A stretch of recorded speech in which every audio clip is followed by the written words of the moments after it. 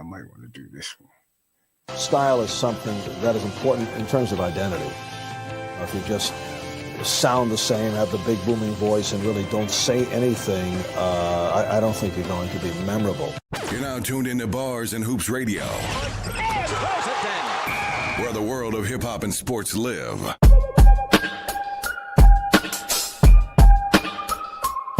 Sunday for the 6, I'll be locked in. Listen to the slot ins. The only young professionals that's top 10. I'm Jordan with the mic.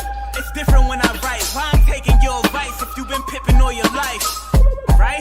Don't let them judge you by the hype. They gon' say you came up short if you don't never reach the height. Now you looking funny in a light. I'm Kwame Brown stain if I'm right. It's magic when I rhyme. There's plenty by design. The game start making sense when I see Penny dropping dimes. I'm Bronny in his prime, and that's a very long time. The Walk of Fame stars gonna line. Knicks fan, I ain't come from no hope. Said my future would start until he dunked on a goal. See, I pen what they quote. Wanna replace him, but they can't. Hold these drawings in my head. I'm Ian Mason to the paint.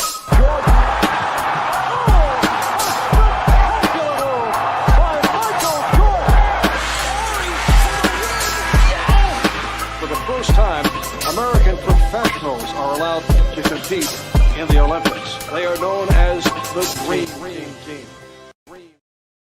Jealousy's a motherfucker. You weak, jealous motherfuckers. If you a jealous motherfucker, you just a weak motherfucker. See, when you're on top, motherfuckers just want to bring you down. Motherfuckers don't even know they don't like you. My dreams filthy. My mom and pops mixed me with Jamaican rum and whiskey. What a set off. Should've pushed them dead off. Wipe the sweat off. Cause in this world I'm dead off. Squeeze let off. Then sped off. Ain't no shook hands in Brooklyn. Army fatigue, bring fatigue to enemies. Look, man, you wanna see me locked up, shot up. Mom's crotched up over the casket, screaming bastard, crying. Know my friends is lying. Y'all know who killed them, filled them with the Lugas from their Rugas on the desert. Dying ain't the shit, but it's pleasant, kinda quiet. Watch my niggas bring the riot, giving cats the opposite of diets. The game 30 pounds when you die, no lie. Lazy eye, I was high when they hit me. Took a few cats with me, shit, I need the company. Apologies in order, to Tiana, my daughter. If it was up to me, you would be with me. Sorta like Daddy Dearest, my vision be the clearest. Silences so you can't hear it. Competition still fear it. Shit, don't ask me, I went from ashy to nasty to classy. All right. You know what time it is. It's the unprofessional time. I told you. Shout out to DJ JOJ. I told you, I'm DJ Tiny, your host. Like and share, get them in here. Yeah. Put the fire emojis up. Here we go.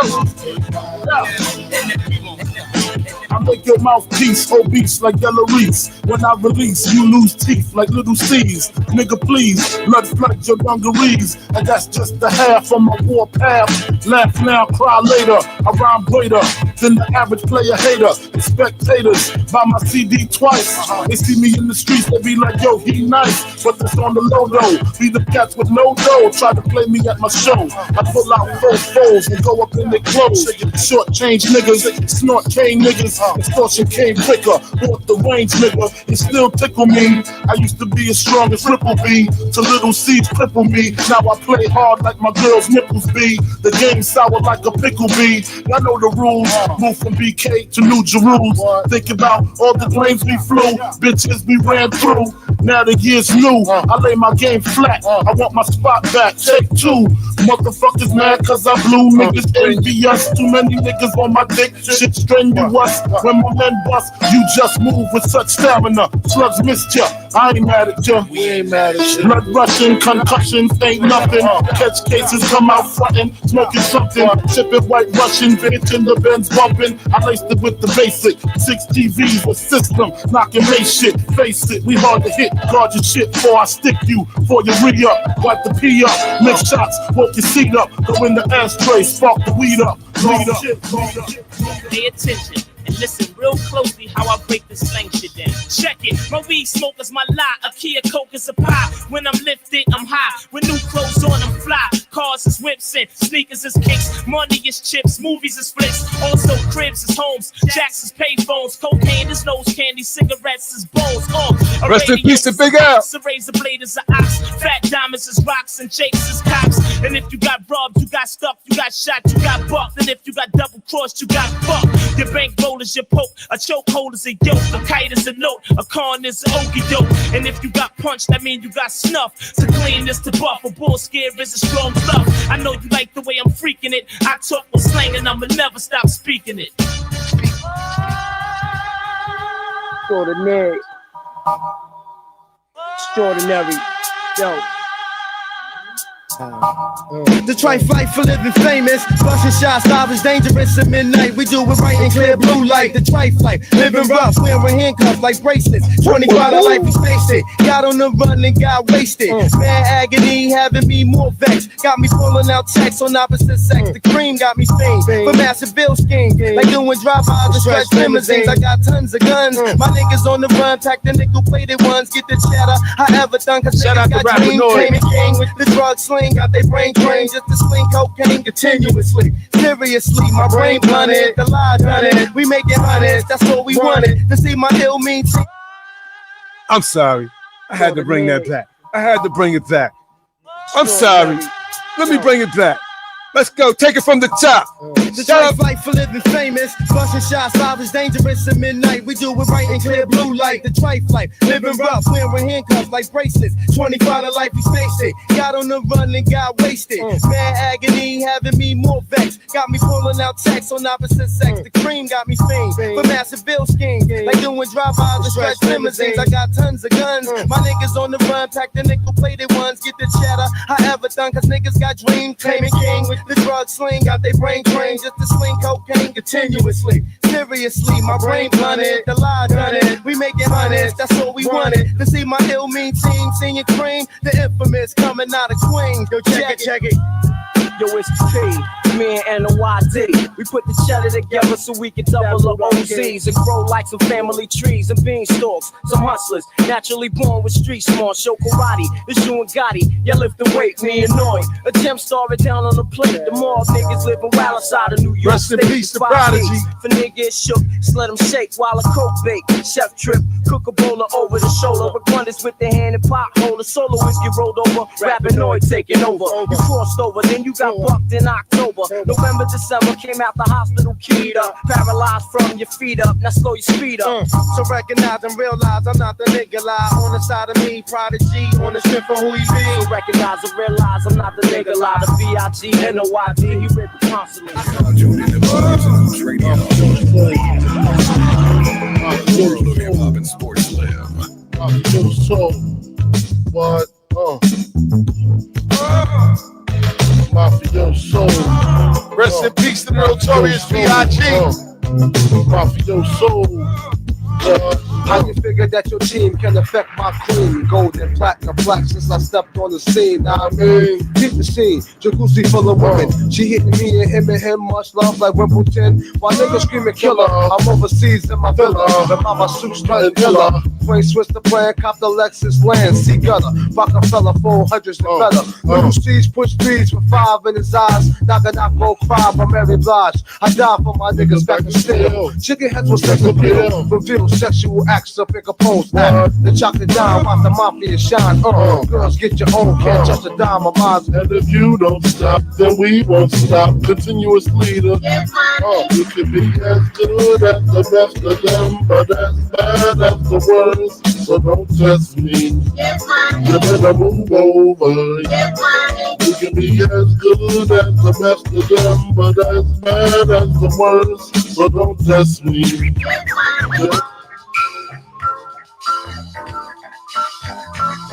You're now tuned in to Bars and Hoops Radio, where the world of hip hop and sports live. About living and dying. About losing people that's real close to you, you know what I'm saying? Check it out, bust it. C-section, snatch me out by the head. I glanced at the calendar and it read 1971, the 13th of August. Denise gave birth to a dream, a single mother all alone, and it hurts. A bastard child, Pop Duke, is in the dirt. Now I'm in the bridge on the block called Burning, when girls didn't know a damn thing about burning. Remembering the days of my youth, bust my first nut on the project roof. Now I'm on my way to PS 111. Miss other tricks living in ghetto heaven. That's when I first saw the face of death. And none of the other brothers are left, like my man Taye from around the way. On the stage coach where we used to play. You couldn't tell me then we wouldn't live forever. Welcome back. Shout out to my big brother rapper Ron. Nothing's like and we live by the day. Peace to the brothers who passed away. Away. But up into this day, you passed away. All my people's passed away. They passed away. Now tuned in the bars and hoops radio, where the world of hip hop and sports live.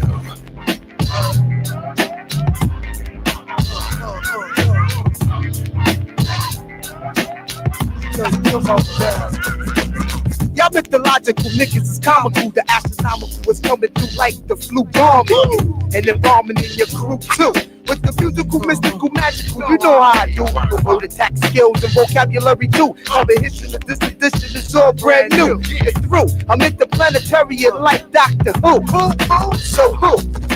Wanna get chipped on word is bone. I'm getting around to the AM folk just wrong. Now Quincy, but I'm back on the block. I'm not selling crack. I'm coming with the fat funk flows and tracks. So what you saying, black? When all like yakety yak. My order facts can't be beat with bats. I'm saying I eat everything up on the menu and bend you and send you swaying to be continued. The most beautifulest thing in this world is just like that. I get it. The most beautifulest thing in this world is just like that. I get it. The most beautifulest thing in this world is just like that. I get it. The most beautifulest thing in this world is just like that. I get it. Holla, holla. Anybody that's ready to get dollars. Ladies know who to get them a little hotter. Come on, if you rollin' with me, follow. It's murder. Holla. Anybody that's ready to get dollars. Ladies know who to get them a little hotter. Come on, if you rollin' with me, follow. It's murder. If you dealing with John Nada, would you wanna go dollar for dollar? Holla. My flow is hotter. Here's plenty chickens and dub ditches for petty killers. You look in my eyes and tell me the style ain't ridiculous. Chicken. Pop the kitten and bounce like hit it. Show off your paper is long, you can get it. Baby, don't you wanna leave tonight? Freak with me, cause we really need to be freaking off at any cost. It's on me. If we married, then get a divorce. When I hit it, some women get twisted, got them twitching. Like damn, look what I done did. I just wanna hit it the worst way. Right after a long day, then put the cat on layaway. Heard me? I'm that dirty fella that gets you hot and heated. Baby girl, if you want it as bad as you need it, holla. Anybody that's ready to get dollars. Ladies know who to get them a little hotter. Come on, if you rollin' with me, follow. It's murder. Holla. Anybody that's ready to get dollars. Ladies know that's who right. to get them a little hotter. Like and share. Rollin' with me, follow. Hold up. Did I tell you I'm not playing with y'all? 1, 2. I'm not playing with y'all right now. Check 1, 2, 1, 2. Who got more style than Sun do? Check 1, 2. Yo, I'm hot like 95 Fahrenheit. On a summer night, tight spot where bodies rot. Rats straight from water drops in the streets. Little kids get coats with red dots. Philosophical gangster with violent priors. Going back like black and white TVs with pliers. Leaning on broke down cars with flat tires. Flash iron on anybody trying on the blocks I'm supplying on. Mighty call my peeps. Top balloons up and swallow them in the penal. Got goons, lots of them. Cops see them and run. Don't want no drama. Certain parts of the streets, the beast don't want a martyr. Hood hunted like the Dakota. Where John Lennon was shot up. But he sang for peace. He banged for freedom. Hang with wild Jamaicans from Kingston who drink Irish Moss, listening to Peter Winston McIntosh. Lightning hits the top of the church steeple when I'm writing. Semi-automatic, no hyphen. It's frightening. The thief's theme, play me at night, they won't act right. Understandable smooth, that murderers move with. The thief's theme, play me at night, they won't act right. Understandable smooth, that murderers move with. The thief's theme, play me at night, they won't act right. Understandable smooth, that murderers move with. The thief's theme, play me at night, they won't act right. Understandable, that murderers move with. I take summers off, cause I love winter beef. Started in 87 with the shotty in the sheep. Shout out to Tony for that mini mix. Word up. He got me ready, kid. I'm ready for the show, Tips. What about you, baby? Yeah, let's go. Let's go. Word up. Shout out to DJ Tiny for holding it down, man. Word up, man.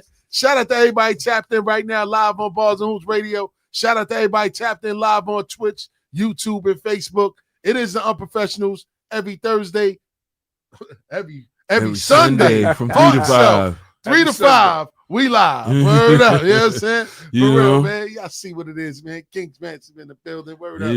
You know what I'm saying? Word up, man. But we got a good show lined up for everybody today, man. We got a special invited guest coming in today. You know what I'm saying? And we definitely gonna have a good show today. The door is open. The door is open, by the way. You know what I'm saying? We got a good show lined up today, man. Word up, man. Shout out to Iron Sheik in the building. Yes, word up, man. You know what I'm saying? We got a lot to talk about, man. We're going to talk about the good old Knicks, how they looking right now. We're going to talk a little bit about what's going on in the world of Diddy and 50. And we definitely going to get to a great interview that we got lined up for y'all today, man. But before we start, man, before we get into everything, y'all know how we do, fellas, man. How was your week headed into today? What's good, everybody? My week leading up to today was all right. I can't complain. No, I'm happy to be here. You know, snowed a little bit, did a little shoveling. Other than that, how about those Knicks last night? But we'll talk about that. We'll talk about that later. We gonna get to word up, man. But other than that, just watching football, seeing how the football play out. You know, this is an interesting season. It's definitely an interesting season, man. Yeah, right. Definitely an interesting season. But anywho, what about you, Tiny? What's good with you? Shout out to Tiny. He holding it down for us. The hardest working man in Word up. radio. That's it, man. I'm just holding it down, enjoying myself, man. Enjoyed the show Friday night. The Friday night show was definitely. Shout out to Almighty Mac. Shout out to Almighty Mac. You know, and I'm here. I'm here with the great tips and the great stills. The stills was great. How about that? How about that? Yes. What about you, Stills? Man, you know how me, man. Moving and motivating, man. Always keeping something shaking, man. For real, man. We had a great show, like Tiny said, on Friday. The week was great too. You know what I'm saying? Definitely it went smooth. It was definitely a lot of stuff taking place, man, but everything got handled accordingly, man. And you know what I'm saying? It ended up being a great week. The weekend was even better. I got to relax yesterday. I mean, the snow was a little of a bummer. I didn't expect it to come down like that. I had to bring the snow blower out today. You know what I'm saying? I had to take care of the neighbors. You know, these youngins ain't walking around with shovels no more to try to make no money. They don't got no hustle. That's why they doing what they doing out here. You know what I'm saying? But you know, it is what it is, man. I snow blow my crib, a couple other cribs, man. You know, the old timers on the block, man. You got to take care of them. You know what I'm saying? Of course you do. Because nobody else going to do it. You know what I'm saying? You know it. So, you know, that was how the day was today, man. And I was definitely enthusiastic about today's show, man. We got a legend in the building, man. You know what I'm saying? Definitely a legend in the battle world. And he got bars and he got a lot of music. You know what I'm saying? And we going to get to all of that today, man. But before we get in all that, you know, we got to warm it up, man. Get the show right first. And we got to talk about them Knicks. I'm in my orange and blue today. Shout out to my guy, 3Pete. Word up. I see you on the check-in. Let's see everybody out there in TV land. How about those Knicks, Tips? Talk about it, man. How about what those you Knicks? think, man? We about to win something. Last time we won was 73. Don't do that. I know. Been a minute. But you know, we could do that. We're going to definitely do our thing. You know, on Tuesday. Yeah, huh? On Tuesday. Yep. Yes. Tuesday is where it's going to be at. You know what I'm saying? In Vegas. I wish I was out there. You know what I'm saying? How about that? They had Esco out there yesterday putting on the show for the city. Esco had a good year this year. Yes, man. he did. I mean, we're going to talk about that album because, you know, that's my guy. Y'all know you know, I got to be careful when I talk about home teams sometimes, but I got to keep it honest. You know what I'm saying? Me and Tiny was here on Friday vibing out, and, you know, I got mixed opinions about that, but we're going to get to that a little bit later. Go ahead, Tiny. I see you. You want to know what's crazy? What up? I had to go back and listen to the album another 2 times. Uh-huh. Right? Go ahead. it's starting to grow on me. Well, go ahead, man. Listen. I might have to owe Nas an apology. not Nas, but Primo. Yeah, because Nas don't never let you down. right, Nas. Not with the bars. But the Carlo, DeMarco. DeMarco? Because he said he had to listen to it like 3 or 4 times, and then I listened to it like another 2 times. In the car while I was driving. Rodney said the Nas album is fire. Yo, listen, nah, oh my God. Then I heard the joint over again. The which one? Writers, man. Writers. Yeah. That's hard. See, you don't like that because it's a conceptual song. Right. And it's really about the element. He's talking about graffiti it's, artists around the world, not even just New York. Yeah. That's where you kill it. That just showed that you're a student. So you could never front on them. No, the Third pause tape. tape. Oh, the pause tape? Pause tape. Yeah, of course. Yo, that pause tape is so fire. I love man. it too. Yo, I love it too. I say, oh man, yo, you know what? Like I said, I had to listen to it. And I did listen to it another twice. I was like, all right, this it's not as bad as I thought from first listen. You know what I'm saying? Shout out to Primo. Shout out to Nas. That's definitely a hip hop album. You know what I'm saying? Yeah, it is. You must be trying to get Primo to do something for you or something. I don't know. That's about it. You know what I'm saying? It's changing their tunes now. You know, we don't be backsliding over here, brother. No, I'm not backfiring. I really don't. That's it. I can't front. The tracks don't move me like that. Okay, here we go. Yeah, the tracks don't move me like that. Here we go. That's all I'm saying. But Nas did his thing on that shit. Come on, he's a poet, man. You never gonna be the guy with bars. You can never. I can never take nothing away from his bar. His bars is unbelievable, man. It carried the project to me. Yeah. You know what I'm saying? His concepts carried the project. You know what I'm saying? Like when he was battling himself, the Nas, Esco, and Nasir, 3 different people. Himself as a human, as a person.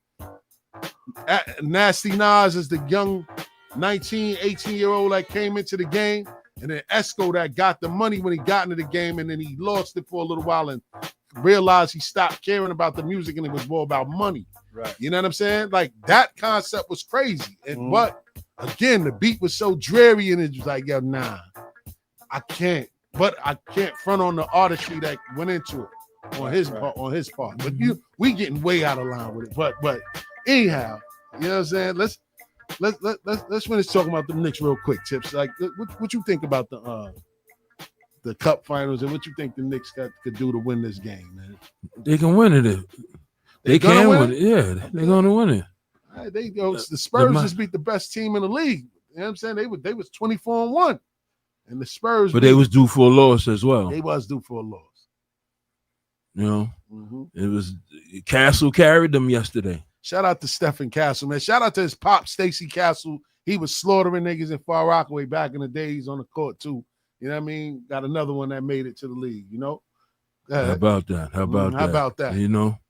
What about you? How you feel about it? I mean, I feel great, man. I feel like, you know, as much as I killed Brunson for not passing the ball, he's starting to look like he's kind of unstoppable out there, man. And it's like nothing that nobody can really do with him. You know what I'm saying? And he's carrying the team on his back right now. Towns is starting to come into his own. The team is starting to mesh a little bit more, even though we're dealing with some injuries. You know what I mean? We lost Shamet, but Mike Brown is still finding a way to bring the guys in to do their thing and in order to win. And yo, Rodney, man, stop hating, man. Stop hating. You know the number to call in, 516-206-0711. But I do think that they got enough depth to beat the Spurs. My only fear is that what they going to do with Wembanyama, because, you know, he's a different animal. He's 7'5". He out there looking like a god. You know what I'm saying? Let him get off and shut everybody else down. Huh? Let him get off and shut everybody else down. Yeah. Well, it's easier said than done. You know what I'm saying? Because they got some tough individuals there, man. You know, and I look forward to a good game, man.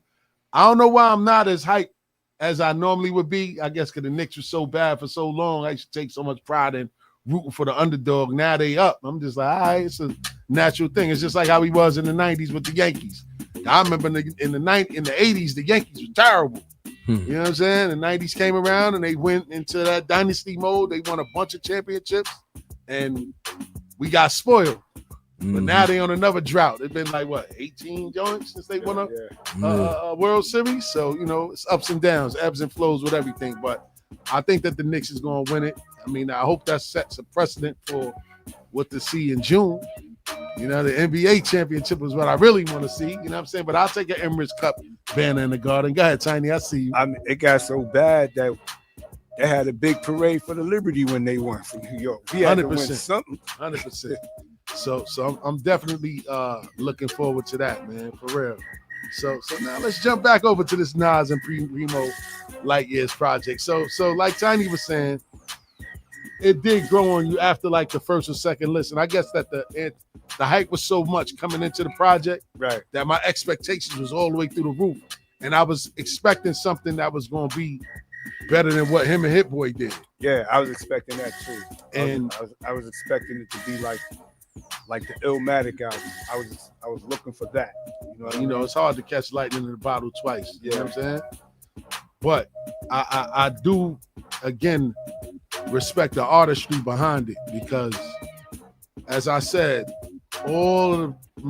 his lyrics is never going to be a letdown. I think the beats was a little dreary. Like I was saying on Friday, it was a dated album to me. It was something that should have happened maybe 20-something years ago with the production selection, with today's sound and the frequencies. You know what I'm saying? Yeah. And then, like I said, just coming fresh off of what he did with Hit Boy. He did 6 albums with Hit Boy and he won a Grammy. Right. Dealing with Hit Boy. He never won a Grammy dealing with none of these guys in the past. And that's no knock to any of them. And I never look for my artists to win Grammys, because look, my favorite artist is Cool G Rap. He'll never win a Grammy. He'll never be nominated for anything like that. And that's why I don't want to use Hit Boy for winning the Grammy, because he did 6 albums with him and he won the Grammy. No. It's not that he used Hit Boy. It's Hit Boy took Nas into a different zone. As far as you could tell, this album with Primo, it sound like what they did, what a lot of people do now. All right, just send me the beats and then I'll send it back with something on there. Yeah. And he mix it. With Hit Boy, you could tell they was in the lab together. Right. You could tell when somebody's in the lab with each other, based on when somebody just send you a beat. You know what I'm saying? Right. And I think that was the disconnect that was for me on this album. Don't get me wrong. I know that Primo is a legend. And this wasn't his best work as far as production was concerned. When you think of like Unbelievable, right, and Above the Clouds and all the beats that Primo has made over his 30-40 year career in comparison to what was on this project. Yeah, Kicking the Door. Come on. Like it was none of that New really York on State this of album. Mind. Yes. Yeah, New York State of Mind 1 and 2. Yeah. New York State of Mind 3 was terrible on this album. Right. I ain't gonna lie to you. Yeah, it was. The beat was terrible. They opened up with the original New York State of Mind. Right. And then they went into something just totally different. So for me, it was a little hard to listen to. What about you, Tips? All I see is about 2 or 3 songs on there that I really could listen to. Because we know how you Griselda. Other than that, I can't listen to that album because it's dreary. Yeah, the beats is not whatchamacallit. You know what I'm saying? They don't hold your attention. That's true. It's the beats not getting you in. It's not gravitating you. It's putting you in a different zone, like a laid back zone. Too laid back. Mm-hmm. Yeah, but listen, man, Nas is still a great man. I ain't gonna lie. He ended it off strong. The last song, Third Childhood, was good. Shine Together was good. Junkie was dope. Bouquet, you see 3 Nat T, she did a remix to it. Because he basically did the song like shouting out all the females in hip hop that held it down over the years. Roxanne, Shantae, everybody. He gave them their flowers. That's why it was called Bouquet. So again, he's witty. You know what I'm saying? Yeah. But to me, I just feel like the beat selection for most of those songs was just bad. You know what I'm saying? Yeah. Nasty, Esco, Nasir. That should have been that It's beat time. Been, So he had joints on here. Sons, that was like a different version to Daughters. Like he did for his daughter, he did one for his son. So again, conceptually, he's a genius. You can't take that away from him. But to me, the beats just didn't live up to the expectation. You know what I'm saying? Go ahead, Sonny. No, you're right. That's exactly what it is, right there. If the beast didn't meet up to the X, it's like, but I still like the lyrics of what he was talking about. Yeah, Like that's you what I'm said, saying. You can't take the that away concept from him. album. It was definitely dope. No, you You can't can't take that away away from him, man. You can't take that away from him, man. And so moving on to whatever else, so we can get into our music break and we get ready for our interview. Terrestrial radio, man, is taking a hit all over the place, man. You know what I'm saying? They just let go of Ebro in the morning at High 97.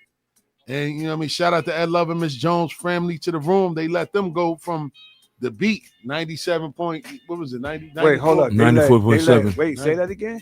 They let go of Ed Lover and Mrs. Jones. Oh, wow. Yeah, so I don't know what's that. going on. I knew about the Ebro joint, but Yeah, they let that? go of Ebro. They did both. Yeah, they did both. They let go of both of them. You know what I'm Mhm. saying? So what's your thoughts when you hear that? Like, what does that mean to you? Is that an opportunity? Or is that just the way that the world is going right now? Man, I started with gotta enough. hear the whole thing is I gotta hear the reasons why they would let go, right? To even like make a like to make a statement on it, really. You know what I mean? But I do feel in my heart, single-handedly, I felt that Ebro messed up New York hip hop. Anyway, I really felt he messed up New York hip hop. He's from California. Yeah, he's from Oakland. And he came through, and a lot of New York artists, after he came in, was not being played on Hot 97. This is where the emergence of everybody else was getting played on Hot 97, except for New York artists. I ain't gonna put that just on him. No, I ain't gonna put it on. He started that. Hot 97 at one point was the mecca of hip hop radio at one point. So that was the go-to. All record labels, whatever they were going to do, what they went to hip hop Hot 97. If you wanted your hit to be played, if you wanted to be what you wanted to be, you wanted to play your music on Hot 97 at one point in time. So now you get the program director, which was Ebro. He's like, y'all, I'm gonna get some of this in here. I'm gonna get some of this in here. Everybody's gravitating to where Hot 97 is, because now that's the mecca of what's going on in New York. So they following through with that. So, and when the other station came about, it followed suit. Yeah, it followed suit. Yeah. And they did what they did. So that's why I can't blame just Ebro. Right. No, I know, but when they came in, it's like they came in with their formula, the same following what was going on, and that's what happened. Yeah, it was a lot of politics involved. What you gonna say, Tips? It was hard to keep up with the Breakfast Club on 105.1. Very hard to keep up with them. That being said, you know, there was award-winning show, morning talk show. It's very hard to keep up with them, you know. And also, Hot 97 was a lot opinionated. You know, It was very opinionated. Yeah, very opinionated. But they had the right to their opinion.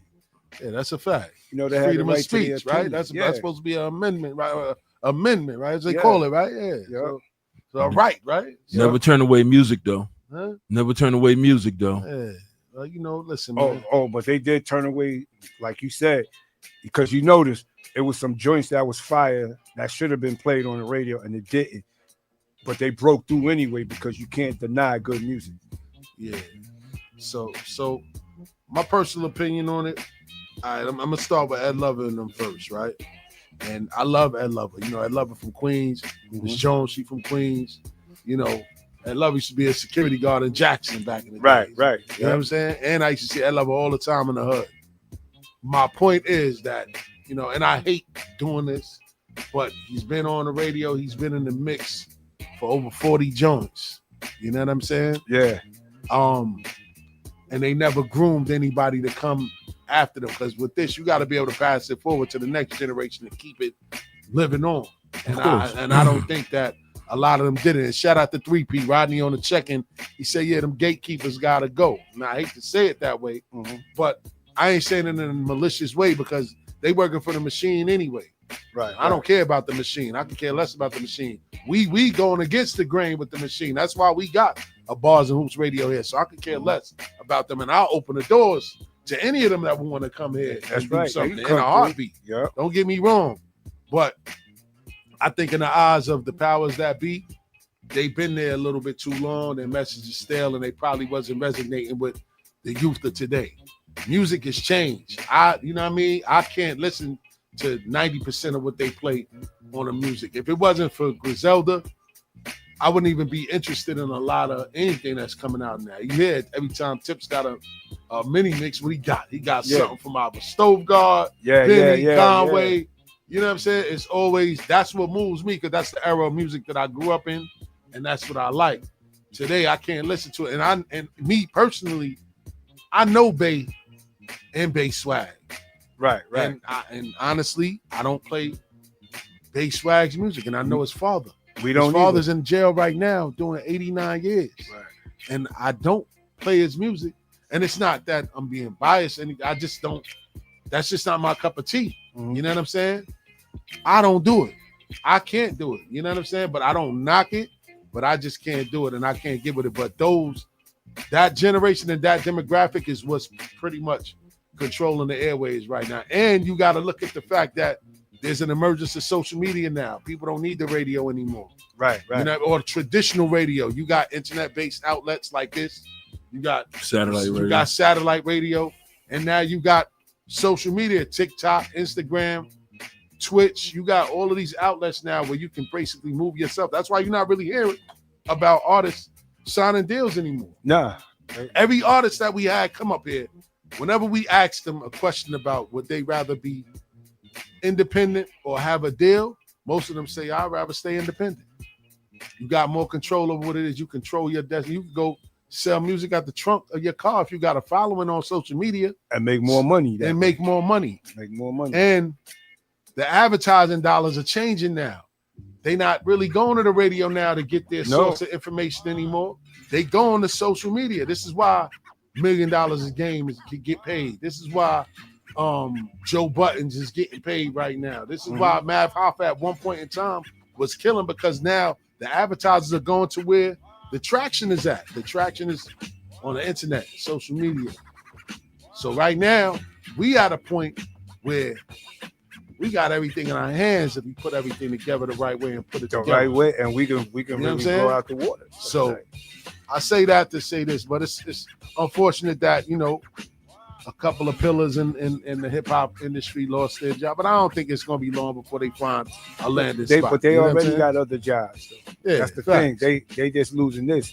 Ebro he's with Apple, so he's rocking with Apple everywhere he at right now. So he ain't gonna be hurting. Plus they're gonna try the YouTube thing anyway. 100%. They're gonna try the Ebro in the Morning YouTube channel now. Yeah, but he's already established. He's already with Apple Music. He's well off. You know what I'm saying? So I don't think he's gonna have a problem. He's gonna end up being a program director somewhere else. He's gonna land on his feet like a cat. You know what I'm saying? Yeah, absolutely. So I don't think it's gonna be a problem with any of them, you know, getting a job somewhere else, man. So we come to that point in time, Tiny, we're gonna take a quick mini mix, man. We're gonna get ready for our interview, man. We got our special invited guest in the building, came early. We love that, you know what I'm saying? We got Iron Sheik in the building, man. Don't forget, the number to call in is 516-206-0711. Bars and Hoops Radio. Check in with us.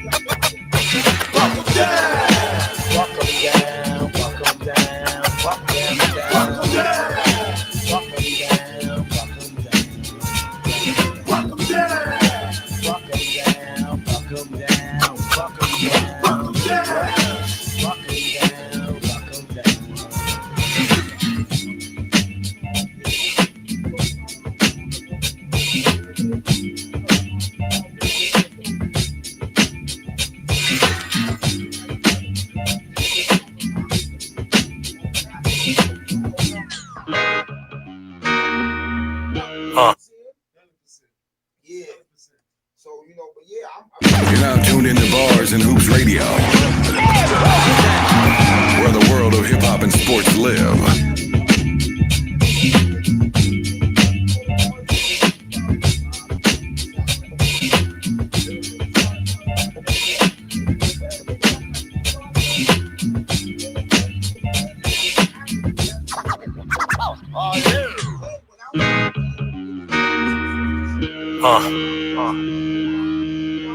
Look.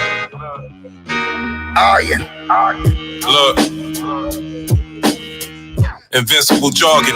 Even though I rap, I'm a visual artist. What many drew was dim and lethargic. Earth is cool, but there's other spots to visit. My starship crash landed here last year in the middle of August. You dealing with marksmen with little regard for giving you pardons. Become my nemesis. Your syndicate will be missing the sergeant. Politic heavy dignitary in the senator's office. Then it's off the glimpse in cars, placing bids at our auction. There's more. My pheromones incite coochie juices. Who we fooling? You're floozing enthused by Gucci shoes and tunes we doing. They borrowed our new flows, my pen reminiscent of Mario Puzo's. They say my girl Rosario's true clone, Rosario Dawson. Let me show my age, Atari was awesome. Never awkward with no bays, Bacardi I boss them.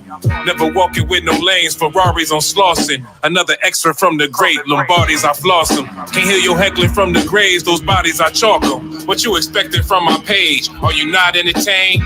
Would you die for the fame? 6-car garage, some rocks in the chain. Walking home from the Roxy, some rock in the rain. Paparazzi, they spot me, I hide in my frames. In the lobby with Hottie, sit by to your dame. The Punani tsunami, she ride in the plane. Syringe needle penetrate your soul till shit come out you. I'm from a world filled with bigger brothels and figure models. Crime lords, sick apostles with liquor bottles. Wretched broads, live in seminars. Pat Benatar, leather garbs. I ain't the finished frauds, I've been a god. Toast to the winners, Tanzanite blues, Erostrian sprinter, Kavokian dinners, crime lords, opium sinners. Speak for a minute, get money, my divas is different. Treat them like Christians, my son mother conceded in pictures. Talk to the people, this lifestyle is awkward and evil. Disable is softer, crime lords, disable your fortress. Provide for my guys, always keep a dime in a ride with the 9 by a side. I'm fly, but keep my eyes on the prize. Handsome with features, new Nordica van full of creatures. Dance with a diva, she get a few bands in Geneva. Speak like a savage. Divas say my lingo is lavish. Dominican hoes want me eat them like cinnamon rolls. Speak like a savage. Divas say my lingo is lavish. Dominican hoes want me eat them like cinnamon rolls. I know what I do when I do back to back. Hoops Radio, I know what I do when I do back to back. where the world of hip hop and sports live. I know what I do when I do back to back. You're now tuned into Bars and Hoops Radio. It's the unprofessional. From a place filled with murderers, the prostitutes dressing conservative. Heard the kid, they said the black man don't deserve to live. Gruesome. All my Spanish bitches be boosting, ruthless. Calling Nav hotter than Houston, the energy. They mix it Percocet with the Hennessy, diminish beef, or anything that threaten my inner peace. Love harlots, crush garments, jury is blood orange. Talk to me, the whole earth know that there's more than sheep. 43 Maserati birdcage with the toilet seats, elegant. Iron Sheik fly like a pelican. The Mexicans say my heroin is stronger than elephants. We got them in the building right now. We got them in the building. Doing years in 100, that was all about cash in abundance. Niggas I used to run with is richer. Doing years in 100, that was all about cash in abundance. Niggas I used to run with is richer. Doing years in 100, that was all about cash in abundance. Niggas I used to run with is richer. I'm the rose that grew from the concrete. I used to sell drugs in these dark streets. Lock leak, pistol your heartbeat like shark teeth. Sacrilege, no savages that had to live. Snap a kid, then eat half the rib. North African poverty, the city under siege like Tommy Lee. Army fleet, let the Tommy leak till your body sleep. Chopping drugs, I beat the bag up like boxing gloves. Papa slug, hopping off the bus with my collar up. Wretched, Versace coat made out of leopard. My necklace, say I accept the Lord as my shepherd. The fight finished, white women love with my knife in them. White linen, Maserati truck with the bike engine. Goose goggles, blue bottles dripping like new models. Moisture, the diamond rings come with the oysters. Moisture, my diamond rings come with the oysters. That was all about cash in abundance. Niggas I used to run with is rich or doing years in 100. That was all about cash in abundance. Niggas I used to run with is rich or doing years in 100. That was all about cash in abundance. Niggas I used to run with is rich or doing years in 100. That was all about cash in abundance. Niggas I used to run with is rich or doing years in 100. I'm from a place filled with failure, darkness, hardships, opportunities. Young thugs running the streets with no unity. Pool of freaks, same baby father, one community. I'm soon to be a legend like Ozzie Davis and Ruby D. It's dark though. Y'all know Patar flip pies. Had started in Harlem way before Von Zip died. The guard get fly. Haley Hansen, dark skin dimes. All I do is get money and parlay. Lounge with a dark day. Eating parfait at the Barclay. Jagged edge, you gotta be. New designer sneaks, lot of freaks. Wanna suck the nut right out of me. Dismantle your team. Jeans, Alexander McQueen. The hammer scream. Slaughter a whole panel of fiends. Dismantle your team. Jeans, Alexander McQueen. The hammer scream and slaughter a whole panel of fiends. That was all about cash in abundance. Niggas I used to run with is rich or doing years in 100. That was all about cash in abundance. Niggas I used to run with is rich or doing years in 100. That was all about cash in abundance. Niggas I used to run with is rich or doing years in 100. That was all about cash in abundance. Niggas I used to run with is rich or doing years in 100.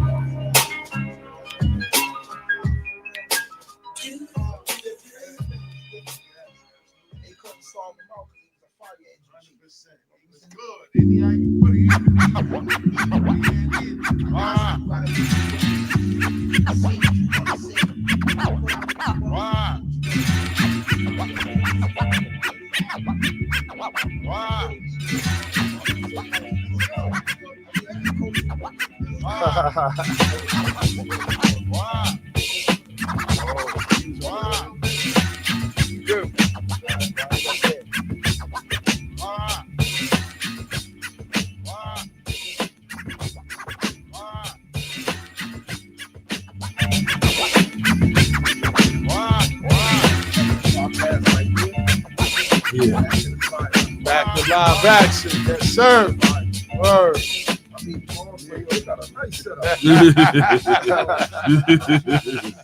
Yeah, we love it. We love it, man. Back to live action, man. Yeah. Up, man. Shout out to Tiny for that mini mix, man. Again, man, we got our special invited guest in the building. Goes by the name of Iron Sheik.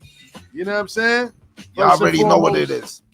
We got to thank you, man, for pulling up today, man. We appreciate you pulling up. It's snowing outside. Yeah. You ready for the weather. You got the I love the winter. You know what I'm saying? Yo, I'm going to tell you, man, growing up watching B Street, man, they was in that snow with them goggles. Yes. And them V-bombers and them sheepskins on and all that shit. You know what I'm saying? Yo, my bag. It's Okay. all good. There we go. Yeah, I got you. I apologize. It's but all yeah, good. you know, when I watch B Street at least once a month.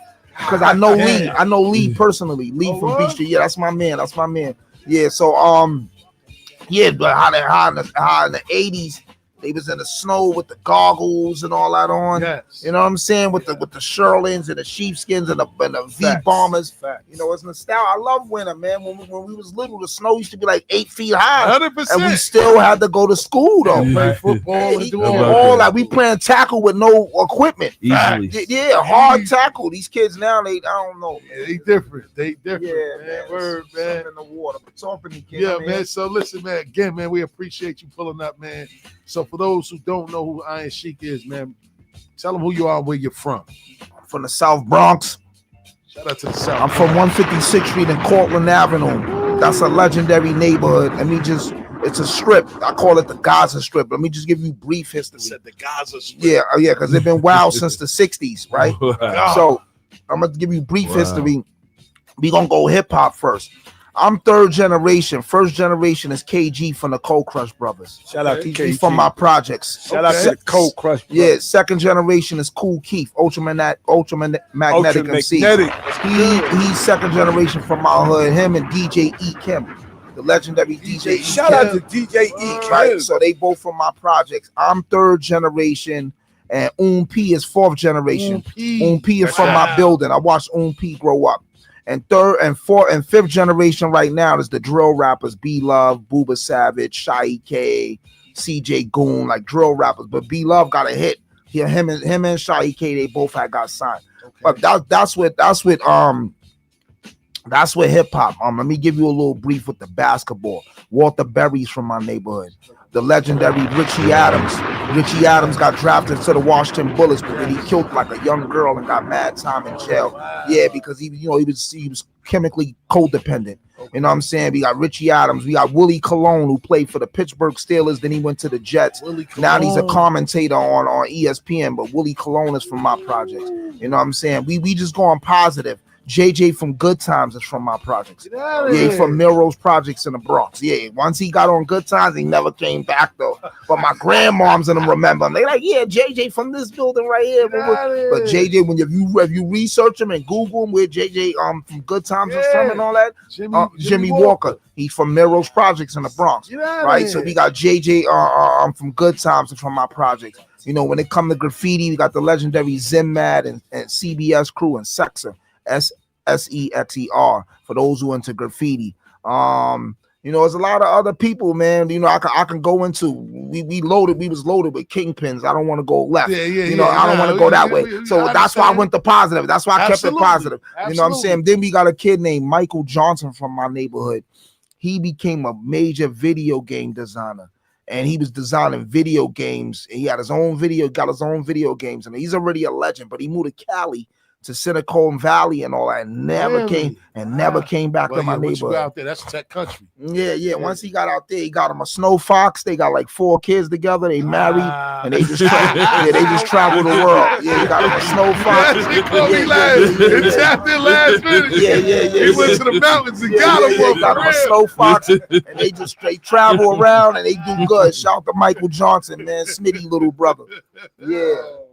Oh shit! Yeah, it's crazy. A lot of people came out my hood, a lot of inspiration, man. So I'm always motivated, man. I'm always motivated. No question. You ever heard of Joe Conzo? No. He's like a legendary hip hop photographer, Joe Conzo. But Joe Conzo is from my hood too. He's from Melrose Projects, building 681. But when what's the dude that always talk about FBA? Tariq Nasheed. When Tariq Nasheed did the documentary on the FBA, Foundational Black Americans, that was Joe Conzo that fake sued them and was like, "Yo, take my pictures down and all that. Those is my pictures." Yeah, Joe Conzo, you know he a Boricua brother, but you know, Tariq, because of the whole situation. Yeah. There you go. If we get into that, that's gonna be the whole. That's gonna be the whole. I know you're gonna give me some jewels. Nah. We gonna touch on them. Yeah, we'll touch on something. But yeah, so for those who are not familiar with me, man, I'm an underground battle rap legend. I always put out albums and mixtapes.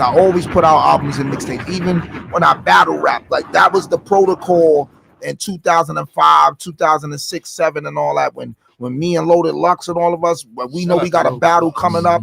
We'd do a few music videos before the battle, and then once we do the battle, after the battle, we drop in a mixtape or an album with some more music videos. Plus, we doing interviews and we giving you a few freestyles on different DVDs. Really? It was like a package combo how we used to do it back in the days. Now, if a battle rapper, if they battle, you don't hear nothing from them no more until their next battle. They might do a few interviews, joking and talking and rambling, but they not doing freestyles. They not giving niggas 18 bars, 20 bars no more. They not doing none of that. I definitely want to get more into that later on down the interview too. Okay, got you. You gotta break that down. Yeah, I got you. So so and then and I did 13 years up north, and when I was up north, I was cracking a lot of mics. I was destroying niggas.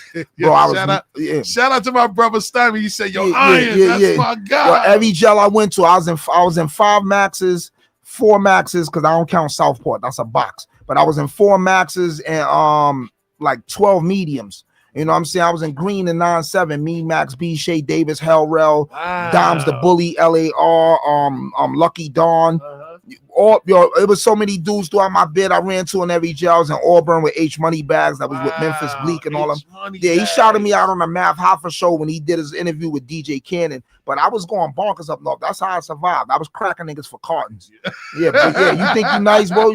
Or certain dudes would be like, "Yo, my man, nice. I ain't even crush your mic." I will I got 2 cartons. Bring 2 cartons to the yard, and the winner get all the cartons. Yeah, and I'm crunching niggas for cartons. Yeah, that was my hustle. That and working in the mess hall because I ain't really have a chick doing my bid with me. You know, a lot, you know, they'll come in 6 months, write a few letters, send a few freak pictures, might drop me $50 with a here and there, then they gonna disappear because, you know, once another nigga slide that anaconda in them, they evaporate. It's back to reality. They life moving on. I'm in limbo at that time. So, you know, but I knew how to navigate on concrete. So that's why when dudes be going up north and they always putting pressure on their family, you know, asking for commissary money and all that, bro. You knew when you left, you didn't leave you didn't leave 600,000 behind for the family. You were struggling. That's why you in there, nigga. You got caught. You wasn't no kingpin. So your family is struggling. So for a man to lean on his baby mother or his family, I need a package, I need blankets, I need sheets. Yo, my cell was skeleton. I had a skeleton cell. Like me, I didn't have all that fancy sheet shit and all that shit. And then when dudes would go home, or certain dudes that had love for me and they was getting visits, they'd give me a brand new sheet set and all that. But I still kept my shit core craft all white. I didn't like to have dudes have best dudes that ceiling paint and all that shit. Like they had the sheets on their ceiling. They cells was looking like bedrooms.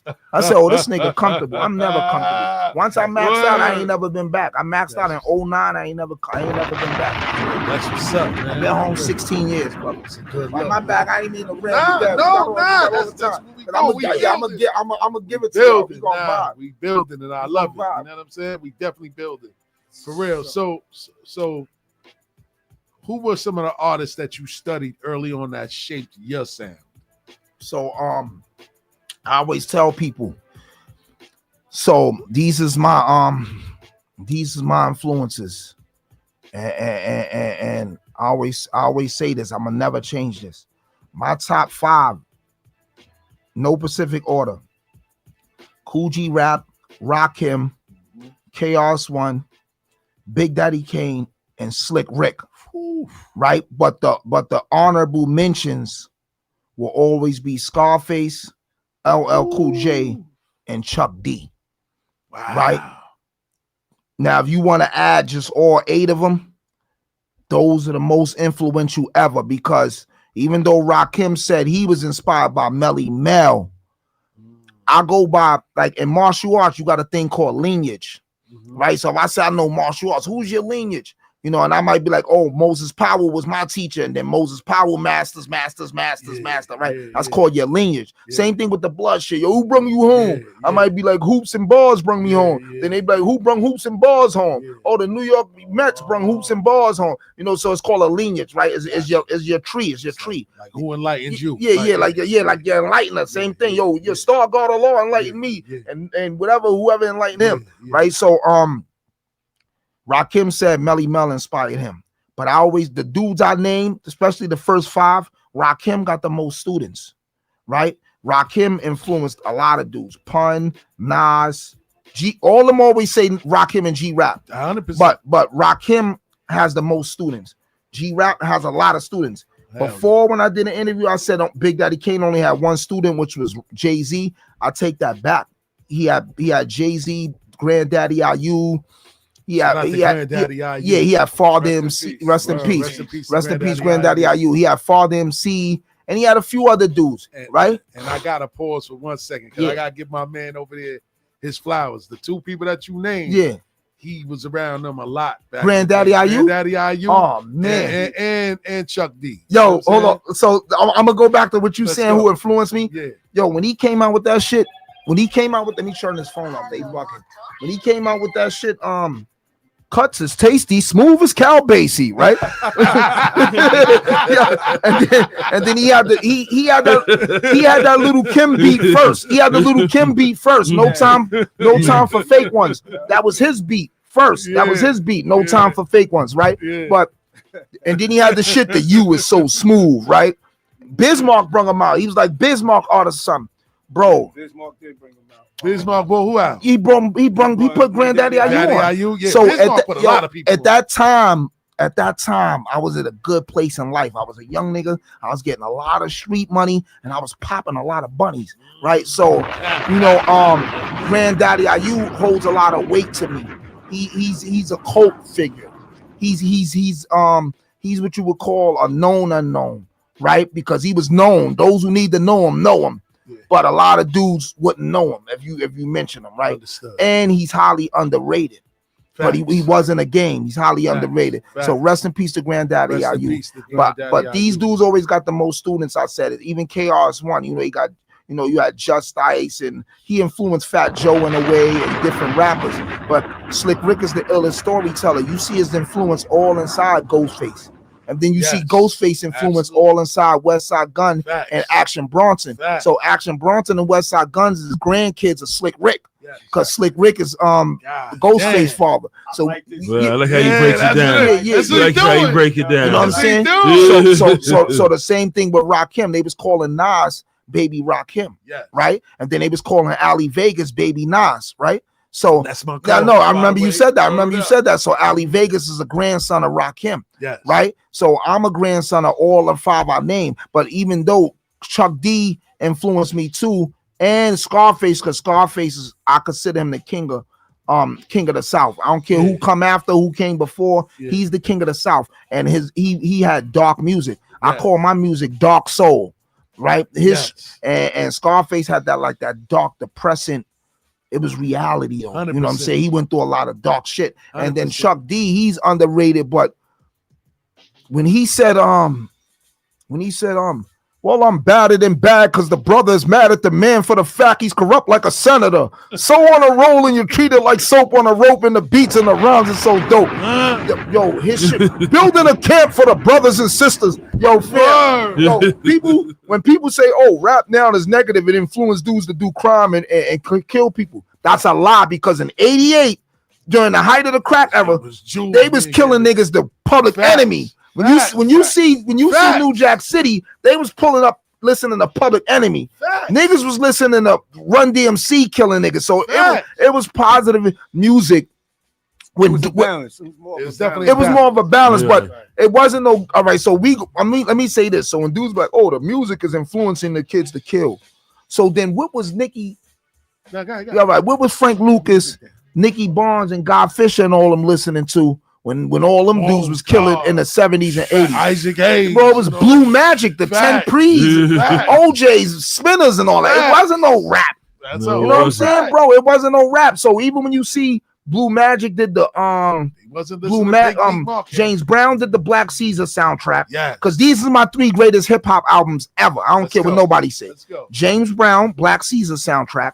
Curtis Mayfield, Superfly soundtrack. Right? These niggas was hip-hop before hip-hop. 100%. You know what I'm saying? Heavy Sheen, Super Mean. A lot of samples came from them. So James Brown, Black Caesar, Curtis Mayfield, I'm the Pusher Man, and was it the Mac? It was somebody else, but Blue Magic did the whole soundtrack for their album. I think it was the Mac. Another one was Trouble Man. Trouble Man was fire too, right? So dudes was clipping niggas back in the 60s and 70s to R&B shit. Yeah, gangsters make the world go round. Bro, niggas was cool. Yeah, bro, come on, man. I know what you talking about. Superfly, right? Yeah, Blue Magic was on Superfly soundtrack. And then one last thing, we had the big homie when he said, "Papa don't take no mess." You know what I'm saying? Or pay the cost to be the boss. Pay the cost to be the boss. Bro, that's gangster shit. That's real gangster shit. I'm paying the cost to be the boss. Right? Look at me. Tell me what you said. I'm a bad mother, right? This is gangster shit. Fuck all these niggas talking about killing. He ain't even have to talk about none of that. Pay back. You know what I'm saying? Get back. That's what he was saying, shit like that. So I grew up, man. My grandmother, put that 5-track in. I had to put the big cassette tape, the 5-track, the 8 tracks. My bad, track. I had to put the 8 track. I'm 5. My grandmother teaching me this shit. I'm 4. Yo, play that record. Grab the 12 LP, the big shit. Yeah. And I would put the yellow thing, thing. So don't move. So it don't move. And my grandmother showed me how to put the needle on. So I grew up in a musical family, and mostly me and a lot of my peers was raised by our grandparents, because our parents fell victim to the 80s. They got caught up in that web. You know what I'm saying? Fucking with the bass and all that, the cookies and all that, right? Yes, so we was already culturally seasoned and ahead of the average kid our age that was raised by their parents, because we was tapping into the archives. We was tapping into the elders already. You know what I'm saying? 100%. So I already, this why I always tell parents is you gotta, like young parents now, like you gotta play older music for your children because there's history in the music. Right, so when my grandmother was playing the LaBelles and the Eunuchs, you ever heard of the Eunuchs? Of course, from Philly, yeah. Yes. So Philly soul and all that, because my grandmother originally out of Camden, New Jersey. So I grew up on Philly soul and I grew up on Motown South because Jersey in the house. Literally 15 South minutes. Jersey. It's like Brooklyn and Queens. Yeah, Right next to Atlantic City and all that. Exactly. So my lineage is out of Camden. You know what I'm saying? My grandmother's second cousin was Mike Rose. He played for the Washington Redskins in the 80s. Yeah, that's my grandmother's second cousin. So Terry Rozier is in the lineage somewhere, but on the other side. But he's a Rozier. So when you hear that name, Rozier, yeah, Rozier, that shit is like a clan because only like 15,000 families with the Rozier name. You know what I'm saying? But my lineage is one of them. So, and I'm, it's just a lot. But those is my top 5 with the other 3 that was honorable mentions though. And they influenced mostly all of the culture. 100%. Pun was inspired by G-Rap and Rakim, Nas, anybody you name, Ray, Ghost and them. 100%. They just kind of weaponized it a little bit and went a little further. You the first person that I heard break it down that way. Yeah, I'm a student of the culture. I've been rhyming since 5, and I've been studying hip hop. Is it not only is it a culture, this shit is school, right? 100%. It's school because it ain't just hip hop. So when dudes like Herc was playing all the breaks, and that's what made hip hop. First of all, it was DJs before him, and just because you're playing somebody else's music don't mean you invented a culture. Because graffiti started in 1960 in Philly by a black dude named Cornbread. Breakdancing, pop, because they all different. People think this is all the same. There's different scenes: breakdancing, electric boogie, popping and locking, up rocking. All those is different dance elements on their own, and they all got combined and became one element. And they just labeled it breakdancing. But those is all, remember, Turbo and Fred Berry rerunning them. They was popping and locking in 68. Fred Berry was definitely he was popping and locking in 68. It's footage of him and Turbo. The light-skinned one from Breaking. Yes. They was popping and locking. What was that crew name again? The International Pop Lockers. Yeah, the International Pop Lockers. They was wearing the candy cane socks and all that. Like crew at the beginning because he was fat. So he had to earn his way to get in. Earn his way to get in. You know what I'm saying? So Electric Boogie, Electric Boogie breakdance and all that existed way before her. Because if we go to the 1920s and the 1930s, we got the Nicholas Brothers breakdancing. We got Sammy Davis breakdancing. This is footage. This is receipts, 100%. Right? So breakdancing existed before her. Graffiti existed before her. And then people say, "Oh, he played the break beats." I remember my grandmother having vinyls, and when you turn it on the other side, the Staple Singers, "Let's Do It Again." You turn that album on the other side, it was just all instrumentals anyway. Right. Breakdancing. Yeah. Breakdancing was known as b-boying. B-boying, exactly. Shout out to Trixie. Shout out to Trixie. He's one of the first breakdancers, one of the first b-boys. Nice. You ain't never lie, OG. And then what other element? They saying DJing.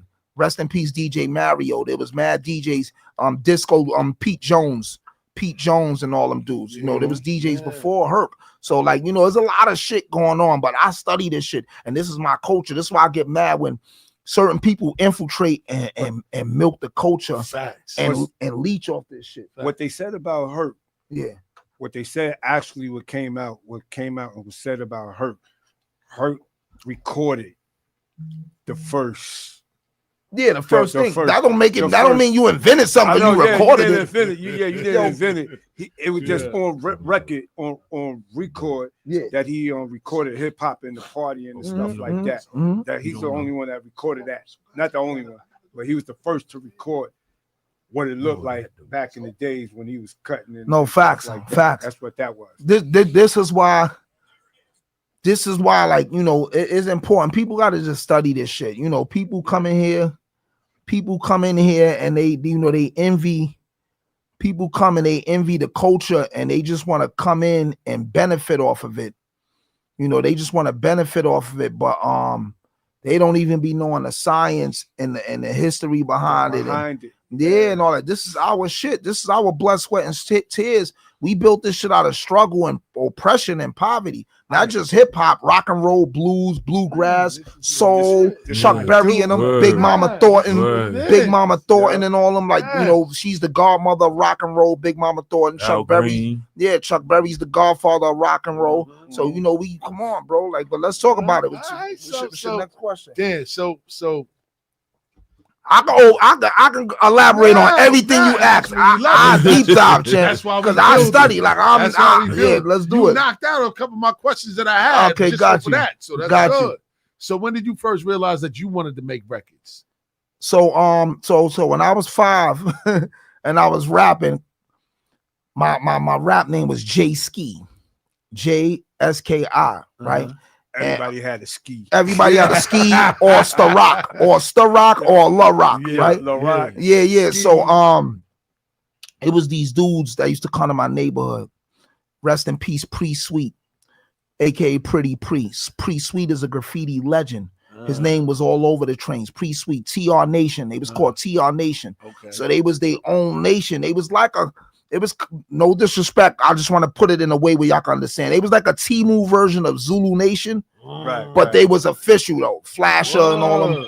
Yeah, Flasher and all that. I don't know who's calling me, bro. They bugging. Yeah, they bugging out. Flasher and all them, but they used to throw jams in the park all throughout the Bronx, all throughout Harlem and all that. And Pre-Sweetie was nice with bars. He was bananas. And he'd get on the mic, yes, y'all, to the beat. We talking jams in the park. Yeah. I was fortunate the whole 80s. I was at jams in the park from 80 to 92 to when they like fake stopped that shit. I remember my grandmother put me on punishment.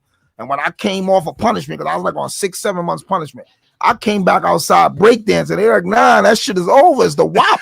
It's the WAP and all that shit. Like niggas was doing the WAP and the Benetton and all type of other different dances. But that's who influenced me, TR Nation. And when they used to put me, you know, they'd play that beat, boom, it's called the 1-800 beat, right?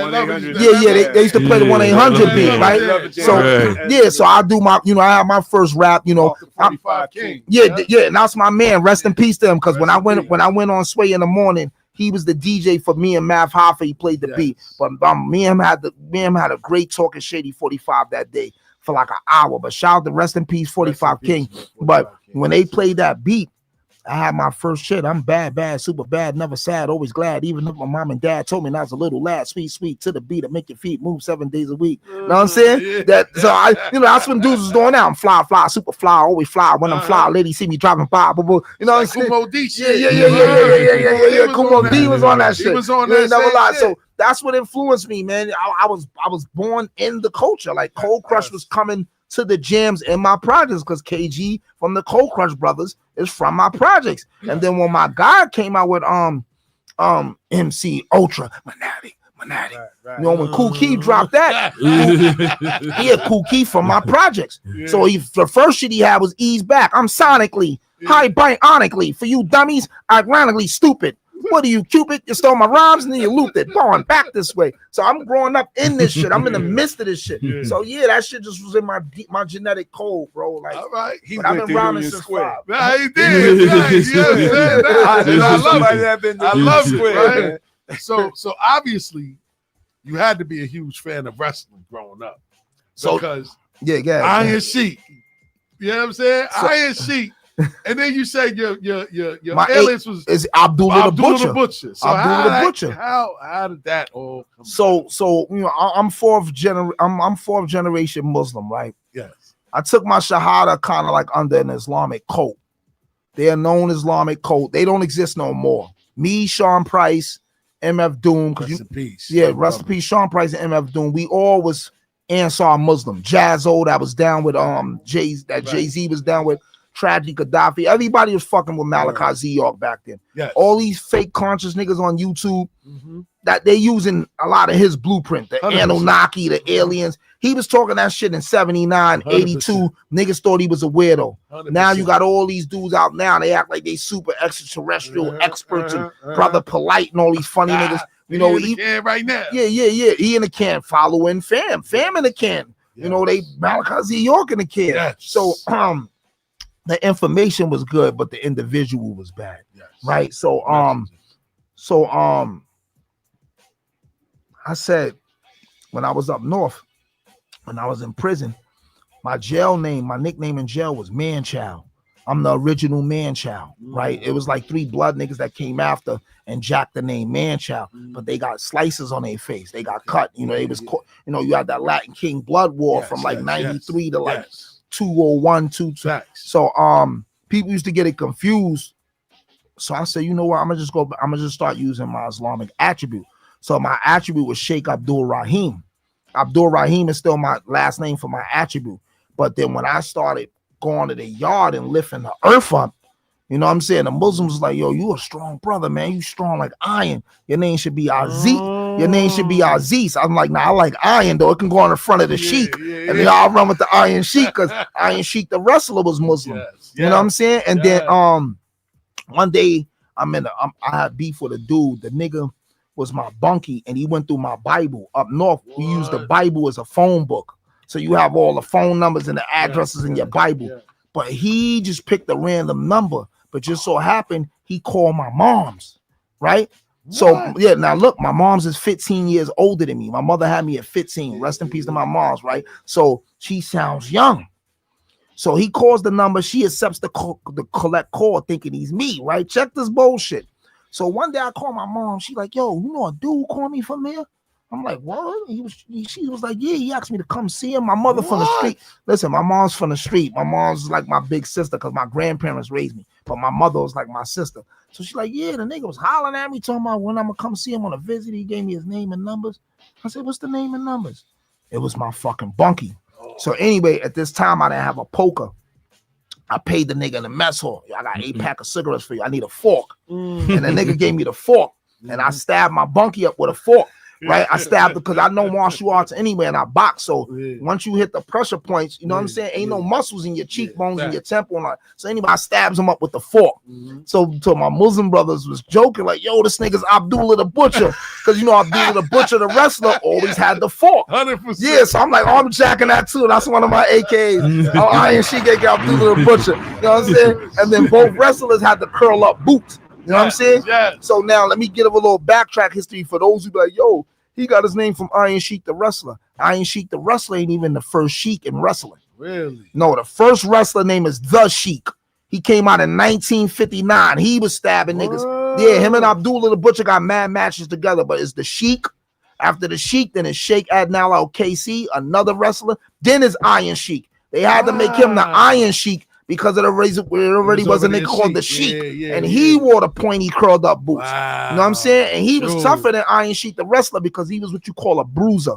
So a bruiser wrestler is like niggas that be cutting and stabbing. So Abdullah the Butcher, Bruiser Brody, Stan Hansen, Dr. D, David Schultz. These niggas is bruisers. These is wrestlers where if you watch their match, it's gonna be bloody. Dusty Rhodes was like a bruiser. That's why he always used to be bleeding in the 60s and 70s. Those is called bruiser wrestlers. So so you got bruiser.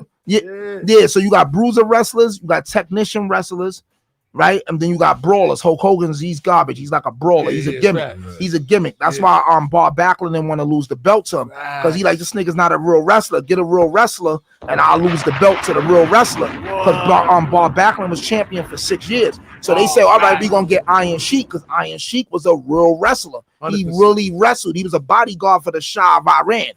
So Bob Backlund said, I'll lose to an honorable dude that I know is a real wrestler and not a gimmick. And then Iron Sheik, for the money, for the bag, he chose to sell out and take the fall for Hulk Hogan. But when you watch the Iron Sheik documentary on 40 for 40, they tell you with no Iron Sheik, there is no Hulkamania. Wow.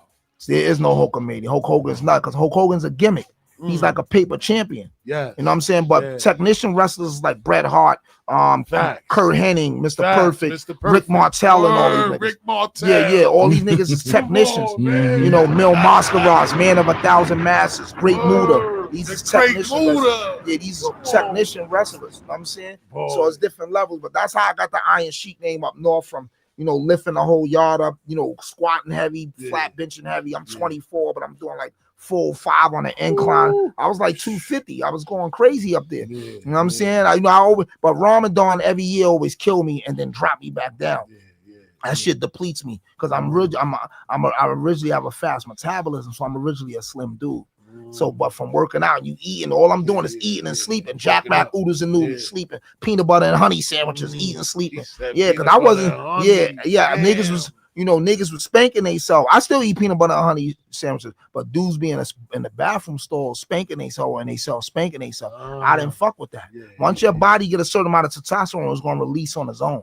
Gotcha. Yeah, I couldn't fuck with them porn books, bro. Butt man and all them shits had trannies in them. Niggas with bitches with bats in their butt and all that. That shit is wild, champ. Yeah.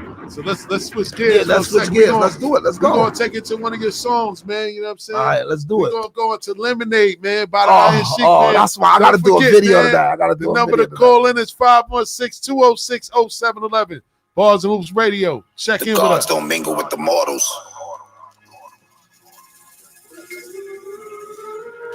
Kings don't eat with the peasants.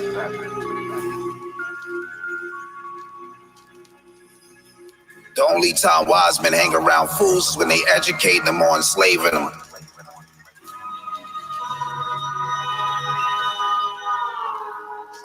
Iron. Yo, what up, Dirk? What's good?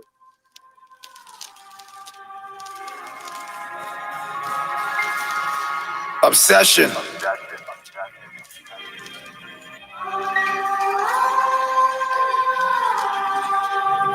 Darkness.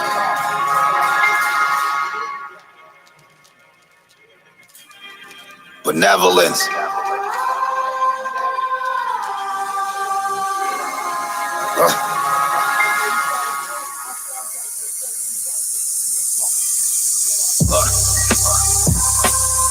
There's a war going on in these streets. No remorse for the weak.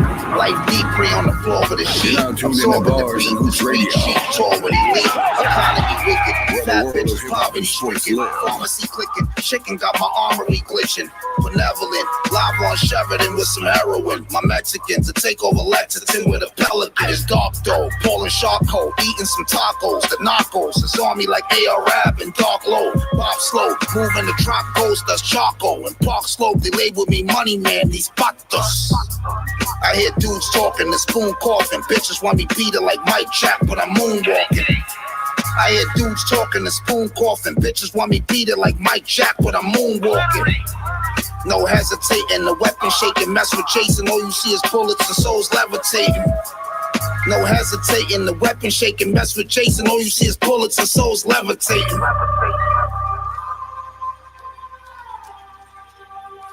Shout out to Jeff Parks Definity, New York. Said lemonade, fire, darkness.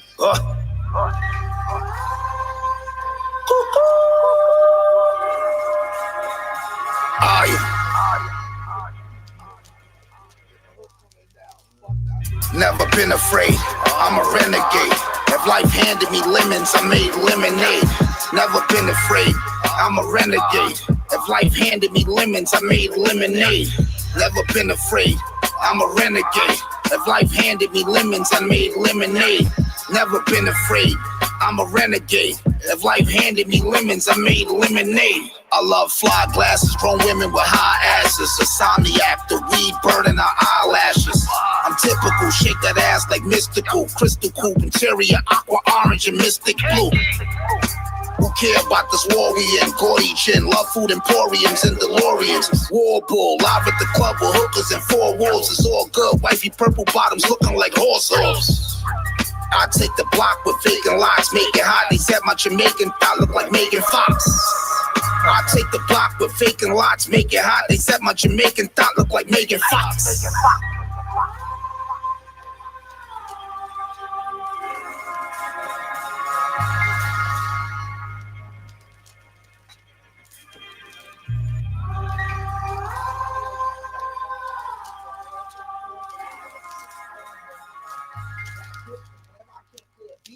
I still was putting them shit out, but I'll put them on that piff. I got you. Mixtape album, you know what I'm saying? I can still hear it. I got shit to like Isley Brother Beats and all that. My bad. Oh, okay. Yeah, I'm sorry about Right. that. Brother. I know you was comfortable. Yeah, Right. yeah, I'm comfortable. This shit is nice down here. This shit is all right down here. Y'all winning. Y'all winning. Go ahead, talk to me, King. Yeah, okay. Yeah, y'all winning. Y'all winning. This shit is fire.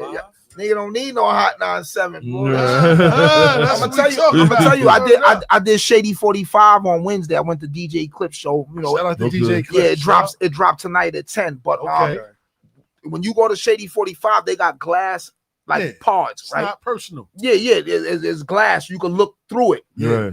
But it be about this size like this. It just be the way the cameraman got the angles, and then they got these cameras where the shit'll be facing me, but they could get the whole room, bro. Right. And then like you could 360 it and then just show the part it didn't even film. Yes. So like y'all got a great setup, bro. Like, you know, Shady 45, a lot of their rooms, like Gorilla Nem's room is next to DJ Clip's room, like behind it.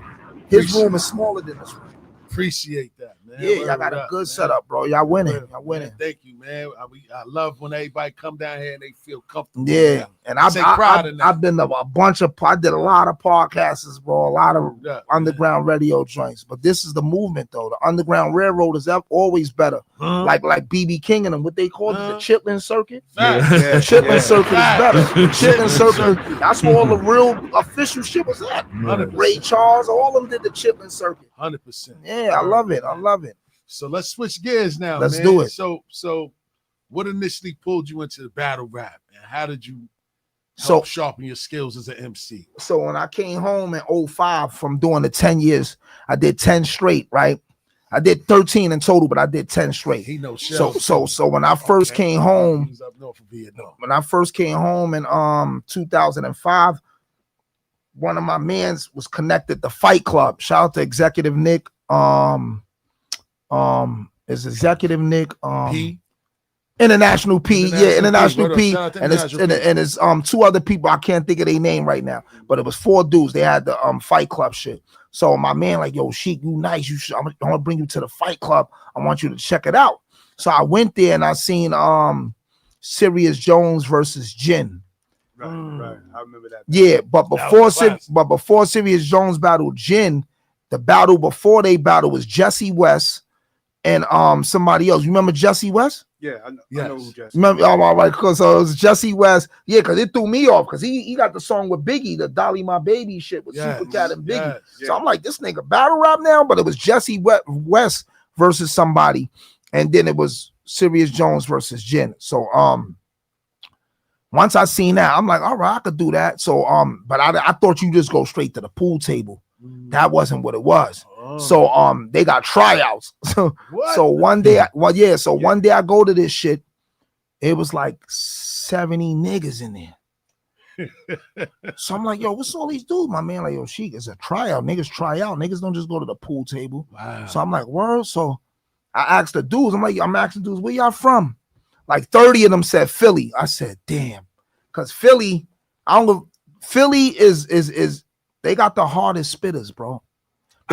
They never stop boom bap. So when dudes in New York, oh, Griselda brung it back. Philly never did no other rap, but boom bap. They didn't do a lot of the other shit. Even though even though the Little Yachty, one of them niggas is from Philly. One of them Meek Mills. No, I'm talking about one of them funny rappers. One of them funny weird niggas. It's gotta be Little Yachty. Is Little Yachty or is the one with the or is Kodak Black or one of them? One of them niggas is from Philly, but they don't acknowledge him. Gotcha. You know, he ain't in the culture. He ain't in the craft with Joey Jihad, Reed Dollars, Hollow Man, and all them niggas. But Philly never stopped. So anyway, once I seen that, I said, damn, I'm gonna have some competition. You know what I'm saying? The other niggas like, yeah, I'm from Connecticut, I'm from Boston, but not that Boston don't got spitters. Shout out to my man Fabian out in Boston. But I'm like, I could run through them niggas. But I said Philly. I know Philly is like, you know, same way boxing is in their DNA. They love boxing. That rapping shit is it. Gotcha. So I'm wait. I said I'm gonna wait. I'm gonna let a few dudes gas out, right? So like 10 dudes went in like before me. And they, yo, Sheik, you next, bro. Like, you got to come in the room, bro. Like, I'm trying to wait and let them eliminate each other. I went in the room. I packed like 6 or 7 dudes. I was packing them up. Right after that, I ran out of bullets.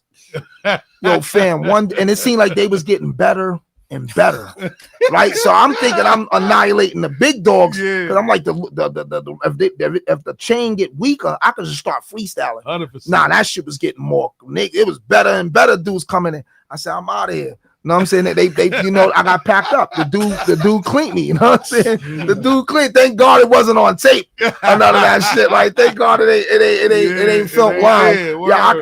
You know, like it ain't in the history books. Like, but it is in the history books. But so that was that. And then from Fight Club, one day I'm walking down 8th Avenue because I was locked up with Loaded Luck's uncle, my man Psych. Like in I was locked up with him when I did my bid, but I ran into Lux on 8th Ave, but he was little when I was home, so I don't remember him. Yeah. So they like, yo, this Loaded Lux, he got the Lions and shit. So I'm like, oh, I seen that shit because he looked up to you. Soon I came home, my man was giving me all the DVDs, Smacks, Sub-Zeros. Yeah. So I told him, I said, yo, bro, I want to battle you on Lions then. He like, what you say? Back then he was saying slick. Right, because I bring the beloved shit home from jail. So he was like, what you say, Slick? I said, I want to battle you, bro. Like we could battle online. Then he like, nah, it don't work like that. He said, you gotta build your name up, family. Right? He said, you gotta build your name up. He said, you gotta go to some dudes. He said, but I can get you on Lions then. Yeah. So he brung like 3 dudes to battle me. So when I write for battles, I write 100-bar clips. I always write 100-bar verses. So that way, so that way, even if the niggas better hope the battle, they got a time limit on it. See, a lot of these leagues, they be putting 2 and 3 minute time limits. Yeah. When I battled hands on Vlad TV, it wasn't no time limit. That's why I was able to dump for so long every verse, every round. So anyway, he sent some dude named Rated R at me. I sacrificed him 1 verse. I let him rhyme first. I'm like, bro, rhyme first. He like, nah, you could go. I said, no, I'm not gonna stop. When I rhyme, I'm not gonna stop. You know what I'm saying? So he rhymed first. He spit like some 20-bar shit. I hit him with 100 bars. I barraged him. Yeah. I'm dumb. And then Lux was like, nah, this nigga's crazy. This shit is crazy. He like, I got you, beloved. You don't gotta battle the rest of the dudes. Yeah. And then he put me on Lions. That was on Lions Den 2, Lions Den 4, and Lions Den 5. Lions Den 2, I battled a dude named Billy Ons from Brooklyn. Lions Den 5, I battled the dude from Ohio. No, Lions Den 2, I battled Tashane from DITC. Rest in peace, Tashane. Rest in peace. Yeah, he was signed to Showbiz and him. I battled Tashane, and then Lions Den 4 was Billy Ons, and Lions Den 5 was some dude named from Ohio named D-Works. Okay. Then from there, I did 2 King of the Rings, and then I showed out from it, and then through Mav Hoffa, Vlad reached out to me, Vlad TV, and he's like, yo, I'm starting a battles league called Killers. Nobody didn't want to battle Hands because everybody was scared of Hands. Hands was punching, him and Math was punching niggas in the face, choking rappers and all that. So yeah, they on they bully shit. So a lot of battle rappers are scared of both of them. So they like, yo, Sheik, you want to battle Hands? Why wouldn't I? Why was you know, I did time. I was in the Maxes with Booty Bandits, Pretty Black, you know, Pretty Black from Long Island. C Black. That's his man. That's my man.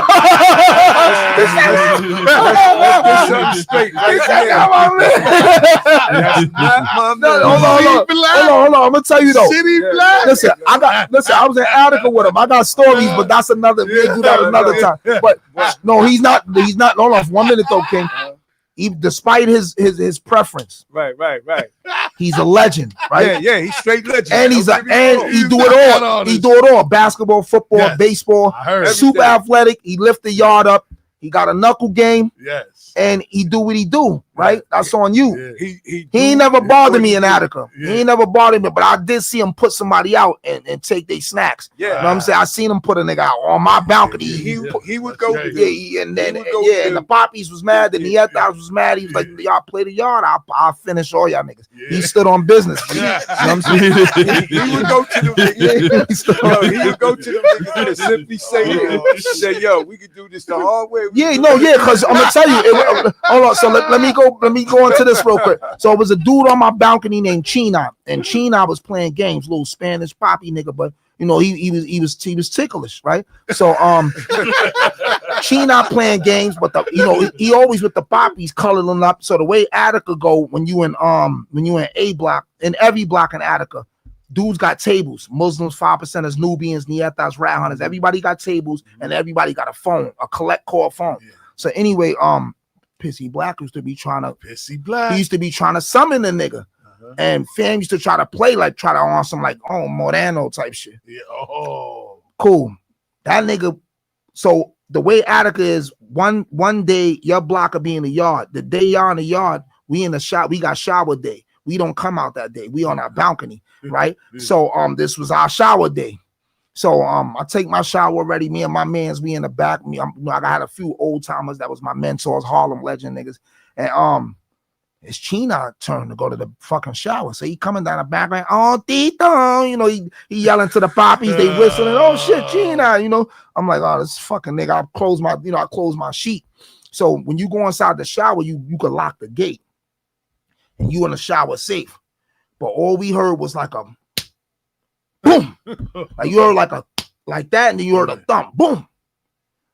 So I'm like, what the fuck was that, right? So I stick my eye out, like we got a mirror connected to the spoon. And next thing you know, you just heard, ah! Right? So I'm like, yo, what the fuck? Who's screaming? They like, yo, that's Gina. Right? So anyway, the nigga made it to my balcony. Yeah. He made it to my gallery and got what he got. And I don't know. I ain't gonna say the COs was in on it, but his weight was up in Attica. They was letting that nigga do what he wanted. He made it to he was in a whole nother block. Yeah. He was like a C block, a D block. He made it to my block, took that nigga snacks, and evaporated, bro. Wow. And then the poppies, when they was in the yard, they act like they was feeling some way. He said, you Germans pull up. I'll put y'all niggas out. I'll put all y'all niggas out. They juked them though. They did. They stabbed him. Oh, they caught him then. Yeah. I don't know because I left. Like I be moving around and shit. I be going from jail to jail, getting in the fights, doing my own little shit. But yeah, he was on bail. I put all you niggas out. And and that was that. But so I went from Vlad summoned me. And he was like, they was like, yo, you want to battle hands? I'm like, yeah, nah, that ain't a problem, bro. Yeah. We established our rules. We did a face-off, and then they set up the battle. And then that was that. And then after the hands battle, I felt unappreciated, right?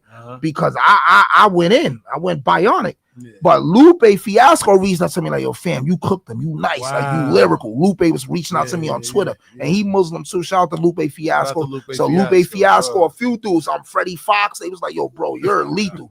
You know, they was like, yo, bro, you lethal. Keep going. But I stopped because I felt unappreciated. Yeah. And then I just dove straight into the boom bap shit, started dropping a lot of mixtapes, albums, getting features and shit like that. That's what happened. Yeah, I just stopped. I got discouraged because I reached out to Smack. I'm like, yo, I'm after me battling hands, I'm like, yo, I'm ready for URL now. So Smack was like, yo, you got to start in Proving Grounds. I said, Proving Grounds? That's when they had the Proving Ground shit. I'm like, bro, nobody from Lions then started off in Proving Grounds.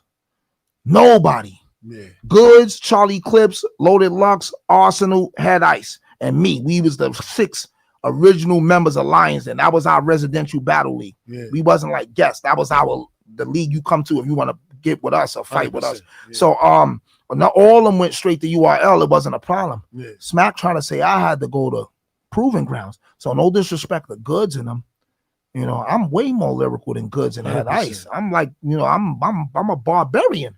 They got better stage presence, like they can make you laugh, but we talking just Arsenal shooting and all that. I'm a maniac, so I didn't like that. So I was just like, fuck that battle rap shit. Like I go around a nigga. If it's a roadblock nigga, I know how to write songs. I'm not these niggas. 100%. These niggas can't write songs. Who is 100%. That? Like 100%. Niggas is just I'm not. Let me turn this phone off because they being disrespectful. Yeah. Yeah. Word, if they're in danger, they need to text me. 100%. You know what I'm saying? Like, yo, my life is we gonna switch gears a little bit. We gonna take it to another music break real quick. Got you. We're gonna go to the second song from Iron Sheik. It's called Shivers. Word up, man. Don't forget, the number to call in is 516-206-0711. Bars and Hoops Radio. Check in with us. Every time down in an argument with the Lord, you say be cool. The same thing, be cool. We be too cool, we gonna lose. We gonna lose. Who's number one? Who's number one? How we gonna do it? Palms pounding the pavement, knuckles dragging my wrist freezing, fist bleeding, sick demon on sip semen, chick scheming, whip breezing, the bitch peeing, sick demons open up fire, the clip leaking. Carnivore, God of War, I'm a tomahawk. Sagamore, Sada Shakur, the Prada store. My brotherhood, smuggling goods, we bank robbers. 8 hostage, tank throbbing, we shank goblins. Briefcases loaded with yen, I want the golden R. Flowers are the various cars, loaded with older broads. All I know is glitter and gloss, but I'm gutter life. Everybody thinking they players don't want a wife. A lot of niggas thinking they tough, but they don't want to fight. I don't stutter twice, get stabbed in the back with a butter knife. They don't want no problems, the guard Goldie. Fly with a large rollie, they said these streets fire, I'm Tom Cody. All I know is darkness and hardships, so pardon my jargon. We keep it heavy metal like marsh pits. They said this whole city is Gotham. These niggas is possums, my white boy shooting like Stockton.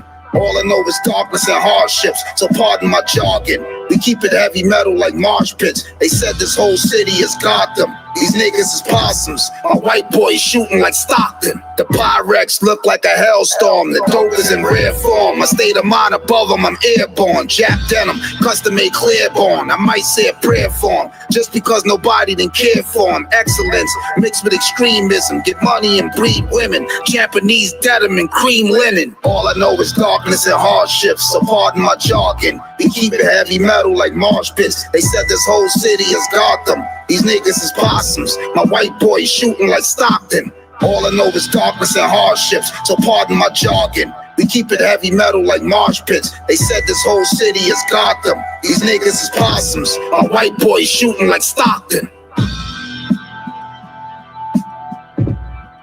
You're now tuned in to Bars and Hoops Radio, where the world of hip hop and sports live. Back to live action. Word up. That was Shivers. Word up, man. By Iron Sheik. As you can see, he got a bunch of different styles with him, man, different lanes and different bags. Yeah. So let's move into, music in general, man. So what's the biggest creative difference between writing for battle raps and writing a song for you? So I'm gonna put it in a term of basketball. Battle rap is like playing at the Rucker, and doing music is like playing in the NBA. So if you notice, most dudes in a Rucker, they can't play under the whistle. 100%. Right? So when you're doing a song and you rapping to a beat, you playing under the whistle. You got to make that shit rhyme in a certain amount of time before the beat go through the next thing, especially if it's a 4-bar, 2-bar, 6-bar. You know what I'm saying? If you're dealing with music notes, right? Yeah. So, that's NBA shit. You can't be in the paint too long. They gonna blow the whistle. 100%. You know what I'm saying? You can't be under the rim too long. So with battle rap, it's like the Rucker. Niggas be doing high crossovers. That shit be carrying all that shit in the NBA. All that magical razzle dazzle globetrotter shit. So with battle rap, you could make something rhyme 1 billion times and don't have to worry about. Yeah, you can make something. Rhyme 1 billion times without having to be in pocket with the beat, right? Like when I was in Lions Den 5, I said, Iron Sheik, Abdullah the Butcher, I'm liver than you, dark side of the moon, shark dive in the pool, hop out the water and spark 5 at your goons. But on a beat, it'll be harder to say that because I'm in a odd cadence. So I'm in a 5-bar cadence, and music notes is usually 2, 4, 6, 8, right? It's in even bars. So I'm on a 5-bar cadence. It won't sync with the beat because it's off, right? But in battle rap, you can go 5-bar cadence, 2-bar, 3-bar, 9-bar, 10-bar, whatever. There's no rules. There's no limit. There's no gravity. You in space, right? But on Earth, you gotta obey the laws of gravity. So in music, you gotta obey the laws of the beat. Facts. That's the reason few of battle rappers can make write good to songs. That's why they can write most the of them beat. can't transition. They can't transition. That's a fact. And I'm fortunate to be one of the few that can can write do it. songs and go bananas, to no beat or whatever. So, peace, King. All right, blessings, my God. So which project or song do you feel truly announced as Iron Sheik, the recording artist, coming from the battle rap lane? Okay, so when I record albums, I always go in 3 directions. I always got my I always make 2 conscious songs, right? And I always make 2 songs for the bunnies, right? and then I always make shit for the streets and go dark 100%. because it's all me, right? I'm Muslim, I'm conscious, I'm spiritual, right? I gotta make stuff that my brothers can listen to, or stuff that the 5% is Israelites, whoever can listen to, conscious minds. stuff you could play for your mother. Because you might be like, grandma, my friend, or mom, my friend rap. And she, what that, let me hear what that boy got. I can't let him hear. Yeah, she sucked my meat. I nutted in her mouth. I put your man brains on the wall. She was like, oh my God, baby. He a sinner. You know what I'm saying? That guy worldly. You know, that guy's worldly, baby. Stay away from him. You know, we always got a friend, our grandmother and our mother be like, stay away from that nigga. Yeah, I don't want your grandmother and them to say that about me. Right? So I got positive shit that mama love and them can listen to. My grandmother, your grandmother. Then I got shit for the bunnies because the females like, damn, this nigga too hard, right? Like your man like Griselda, right? I seen him perform twice at Sony Hall, and I seen him perform one time at Highline Ballroom. Super Sausage Fest, right? Cucumber Mania, and then, right? and Cucumber Mania, and then when it is the chicks that was there, it was like. Yeah, the chicks that was there was like B girls, a few Asian chicks, a few white chicks, but it wasn't no super divas there. Like, but when I went to see AZ and SOBs, it was foxes. Bitches had animals on, minks, trench coat. AZ bring. I seen AZ perform like 5 times. Whenever he come out, super divas come out, bro. Listen, divas. Joints is on their tippy toes, pretty feet, Indian bitches, Pocahontas, whoever you want to name. What's Lola Falana, Thelma from Good Times, they coming out. When AZ do a show, bunnies come out, bro. I love going to AZ show. I make sure I come fleeted. I wear some extra shit, pony skin shit and all that. I come out crazy. AZ parties be, but when AZ performance bananas, but yeah, so you know, I say, you know, I always got to make 2 songs for the bunnies. Because remember, I said my top 5 is Slick Rick.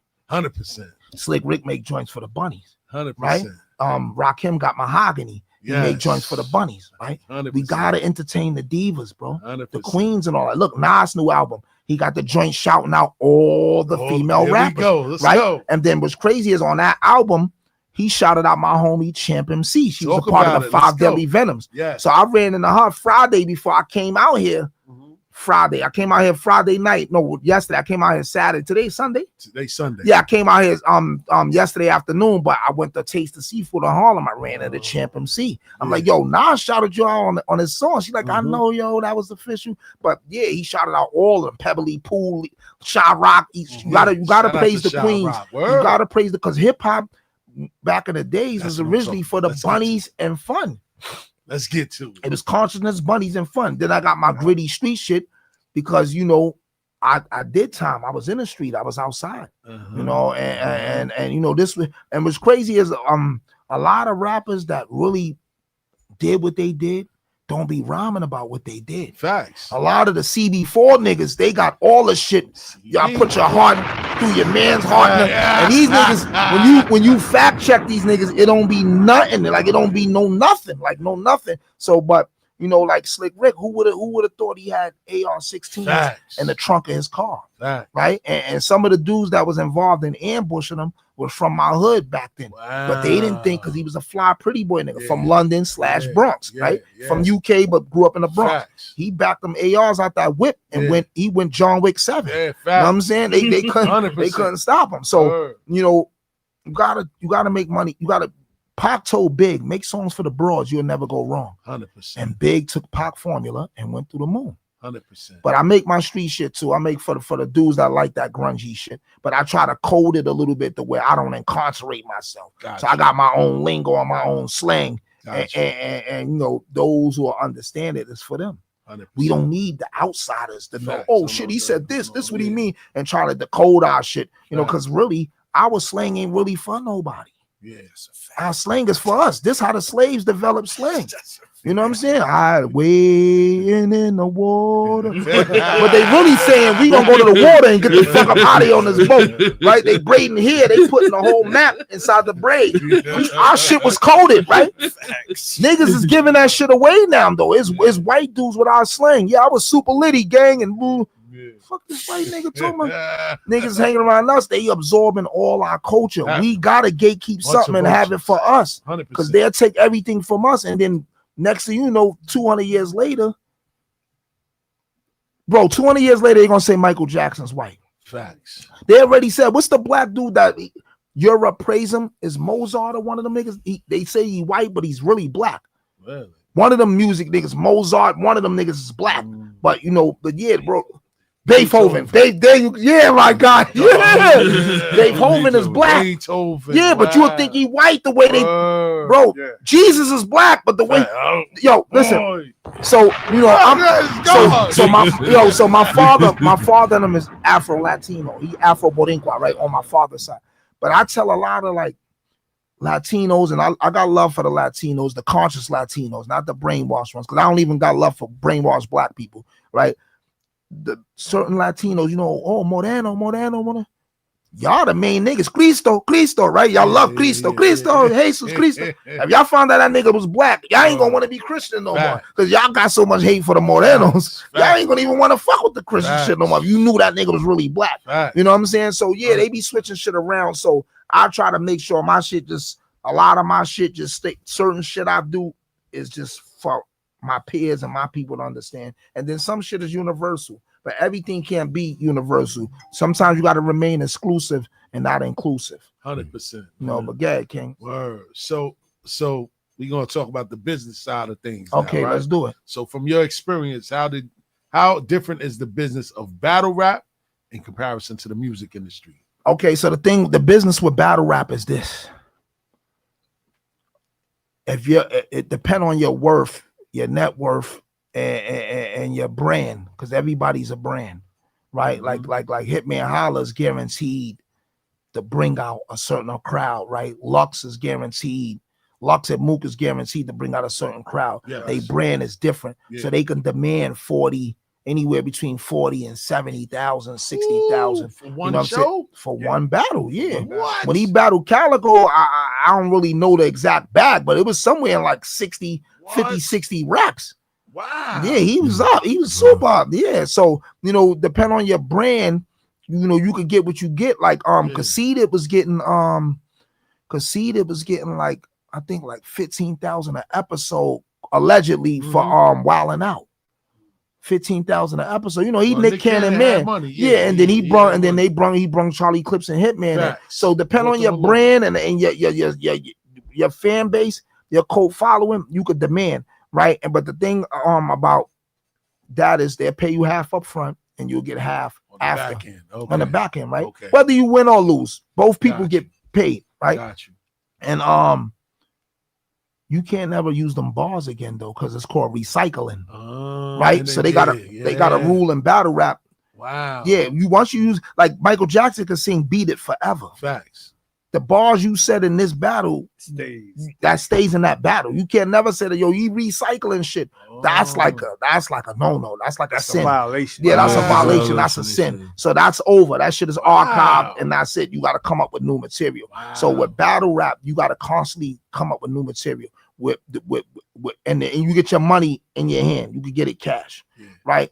With the music industry, the way it is now, if I put an album up on DistroKid or TuneCore, I gotta go through 7 different ways to just get my money. 100%. And it don't even be what you expect. What you expected, right? So you gotta make sure you get your ISRC code numbers. When you upload your music through DistroKid and TuneCore, you gotta make sure you get your ISRC codes, right? This information I paid for when I could have Googled this shit and learned it. And then mad dude, after I paid somebody $500. I thought they was gonna have like some super exclusive wisdom, right? But I didn't know it at the time, so it didn't matter. And then you can't put a price on information, on knowledge, right? So, but somebody could have just gave me the information, but I gave them $500, whatever. Then after that, like 3 different white dudes that got podcasters. One name is like D-Mizzy. He gives all the Jews for free through podcasting. All the shit black niggas will try to charge you for and gatekeep. It's 3 white niggas I follow on, and I'll dump them in your DM when I come across their page again. But they just give you the whole game. So anyway, when you upload shit on TuneCore, DistroKid, you gotta get your ISRC numbers. Then you gotta register everything with BMI. If you with I'm with BMI. So you got BMI, ASCAP, and CSAC over here. Yeah, you got ASCAP, you got and you got CSAC, right? SESAC. CSAC is the smallest. Outside of your BMI, your publishing, you got to set up Sound Exchange. You got to set up a Song Trust. Then you got to set up a MLC. I think it's MLC or MRC. You got to set up that. And then you got to set up a few other things, right? And then if you not saying lazy, if you don't have time to really do it, you can get you an administrator. An administrator, I handle that all that shit for you and track you. Because I'm about to hire an administrator because they got back money for me. Because I'm looking at just on YouTube Music, I'm looking at all my albums, and this one say 8,000, that shit say 7,000, like per screen from songs from every album. Bro, they got at least a 30 pack for me that I never got. 100%. You know what I'm saying? You talking that talk? Yeah, so most people just don't want to hear that. They just think it's just rap. No. And I'm gonna tell you, I was like that in the beginning, but that was during the mixtape era, and it was more direct to consumer. Because I'm about to go back to direct to consumer for 2026. Like the two albums I'm gonna drop in 2026. My Black Adam 2 and the One Above All album. I'm gonna do vinyls and CDs. Now I dropped Black Adam 2 last year. Yes. I did direct to consumer where niggas was cash apping me the chicken, and I just send them the files to the whole song. So my core fan base, like my co-following, they already had the Black Adam 2 album last year. They cash at me the $25. Some dudes was throwing me 50. I ain't his 50. I fuck with you.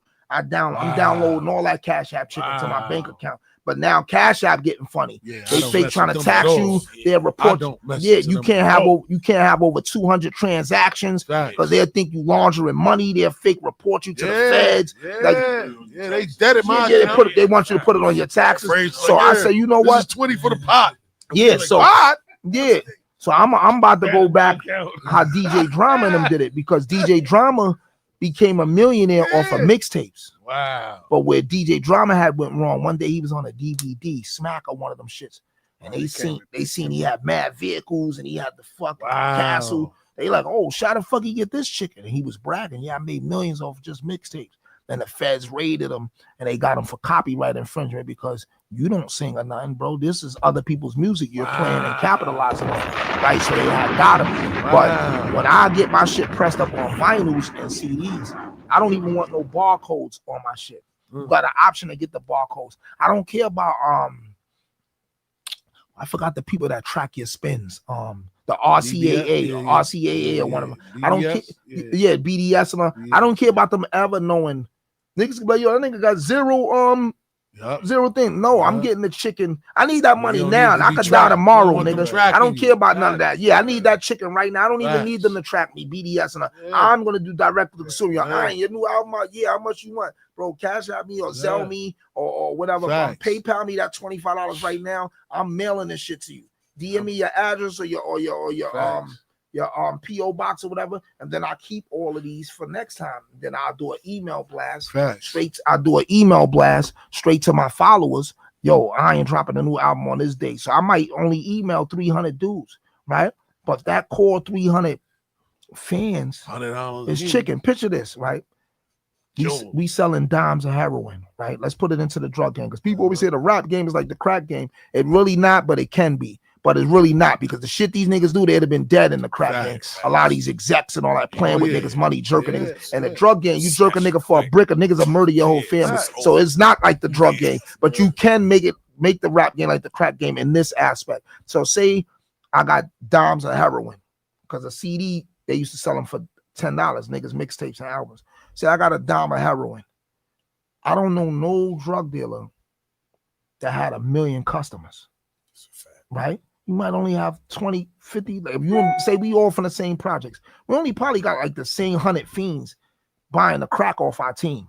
Say we all in one team, but them same fiends is coming 9-6 times a day, dropping that 10. Yo, I need this hit. Give me buying that dope, right? So if you only got the same 300 people, they might buy this album first. They might buy your New York Mets album. 300 niggas buy for $10. Right, 10 times 300, right? Now they might ain't gonna want to buy that same product again, but if you doing that shit every 2 months, you dropping another new album, you're cooking. That's another 10 times 300 again, 100%, right? 30,000, whatever that shit add up to. My mind ain't figuring it out right now, but yeah, but you're gonna make that every 2 months now, because you're dropping a new album every 2 months. So what I do is when I make money off my album, it don't go to me. It goes into another project. I have 2 city jobs. You know what I'm saying? So I don't all the money due that the fans buy my music, it just supports further more music, studio time, music videos, and all that. So what the fans buy just feeds itself for more music. I don't live off my music. I got two jobs. That's what pay my bills and my rent. And I don't gotta suck meat, bow down, ass kick, lap dance, live off another nigga name. I don't gotta do none of that, right? This why I'm not in no rap crew. I'm not in no rap group. It's me. I'm everywhere dolo. I'm here dolo. My baby moms drop me off and spent off. I'm dolo every time, 99% of the time, right? I'm a sociable introvert and I'm a loner, right? I don't want to be with 1,000 niggas and all that, right? Or when I go eat, say we all go to dinner, I tell a nurse, the waitress, separate order, salmon, asparagus, red potatoes. How much it costs? Here's the money now. That's your $10 tip. We good. Because later when they bring that bill, it's gratuity, and the niggas is like, oh, I got 10 for the gratuity. That should be fake. You want to pay more than what you pay for your food, right? 100%. I'm not doing all that group together shit. And they fake jerk me, and then it's 9 or 7 of us. Or that gratuity might be an extra 150 or some shit, right? But I didn't order nothing but a $60 plate or something. Nah, we not doing that. Like I'm like the father from Everybody Hates Chris. Like I budget my money. I budget my money. My grandmother said, "You respect the dollar respect you." Right? You gotta respect your money, right? Niggas got mad at Oprah Winfrey. She went to a restaurant one day and she was like, "I don't want to eat here. Yeah. This meal is too expensive. I'm out of here."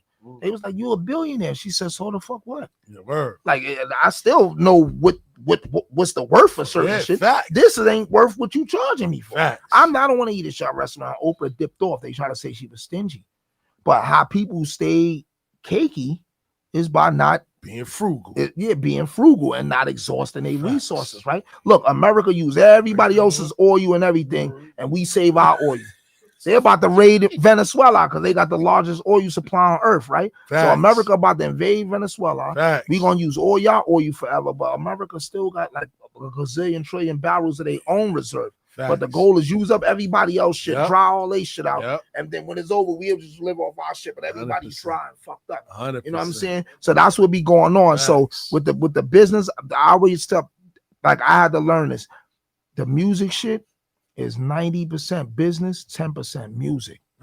Even though we love the music, no, it's our culture, right? 100%. And we got to start going back to like, we need more Fevers and them underground clubs, Red Parrot and all that, because fucking with their establishments, and they have they little bouncers and they whole shit, they squeezing our culture. Right? You ever seen the movie Wild Style? Of course. You seen it? All y'all seen it? Hell yeah. So check it. When the white chick China came, get ready to load that. When the white chick, I'm gonna speed it up. When the white chick came to the hood with the graffiti nigga Lee, the dude said, "Hey, what y'all doing around here? You got a light?" So he's like, "Nah, I don't got no light, man." So he told his man, "You seen it on the news? You seen it on TV?" Right. He said, "A to the K." He said, "Yeah, A to the motherfucking K." He was about to back out and clap the graffiti nigga Lee and the white bitch. Fat Five Freddy came, hey, yo, those my peoples. But the point was this. They was like, we can't keep going to the hood for this hip hop shit. Because these niggas will kill us. They got murderers and gangsters up there. Right. We got to bring these niggas down to our establishment where we got control and police going to be on our side. 100%. This where all that Roxy shit happened. Studio 54. Them niggas in there popping pills doing lizard shit. Andre, they doing freaky shit in there though. Andre Arell and all these niggas. Russell Simmons, because Studio 54 was a reptilian club. You know what I'm saying? So that's how all them niggas got turned out. We popping pills now. I'm numbed up. And a Yanny whopping. I ain't even consent to this shit. I'm so stoned out and drugged up. The Yanny whopping me. 54? Huh? You ever been to Studio 54? Nah, that's before my time. All right, so Studio 54 used to have the balcony. Yeah. When you go up to the balcony, that's where you see all the drug scene. That's where you see. Yeah, you see all the shit. You see the baddest chicks. Yeah, smoking and sniffing the crazy. But this how niggas was turning gay too, though. Yeah, because if you fucking coked up, you numbed up, right? And they filming the record label or somebody filming you, framing you. They're sitting a tranny. Wow. Studio 54 was a gay club. Yeah, that's what I said. I said it was a lizard lounge. It was a lizard spot. That shit was reptilian. It was reptilians in there, bro. Yeah. They used to have, you would go there on the line, right? And you'll be on the line for like 40 minutes, like, yo, what the hell's going on? And then you see people with the craziest outfits walk to the front. They letting them in. They letting them in. They letting all they letting all the flamingos in, all the unicorns and flamingos. Up in there like that. Peacocks. They have the right to be selected. And then when you finally get up in there, you see a whole different world. That's like crazy. Studio 54 is like a movie theater. Yeah, shit is Babylon, Sodom and Gomorrah. Sodom and Gomorrah. The world's going in flames now. I don't care how bad a joint is. I'm not going in there, man.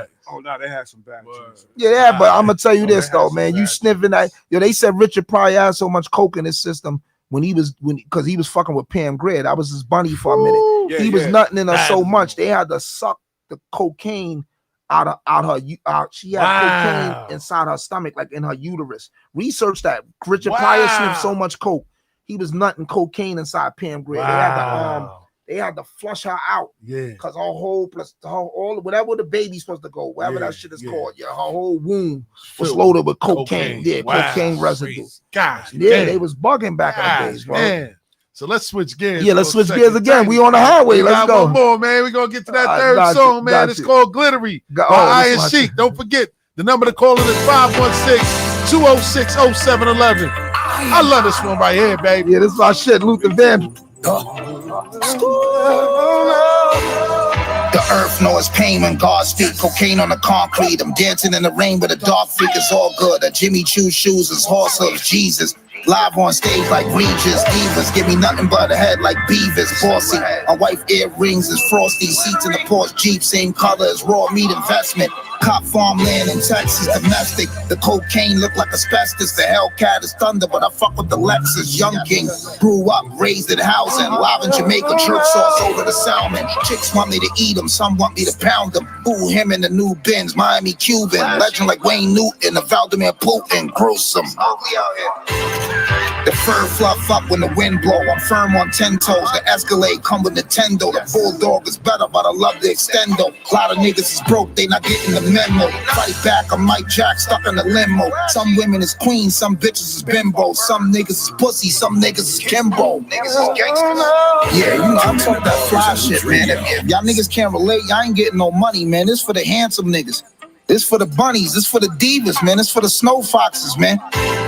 Everybody wanna do what God do. I run with a hard crew, sable fur over the marble. Bunnies want me to slurp them, some want me to argue. Some loving the shade, some loving the goggles. Some wanna get laid, some wanna just goggle. Squeaky, life hard, make it look easy. Some niggas is woke, some niggas is sleepy. Some niggas is broke, other niggas is Yeezy. Some love the Essential, I'm in love with the Fiji party.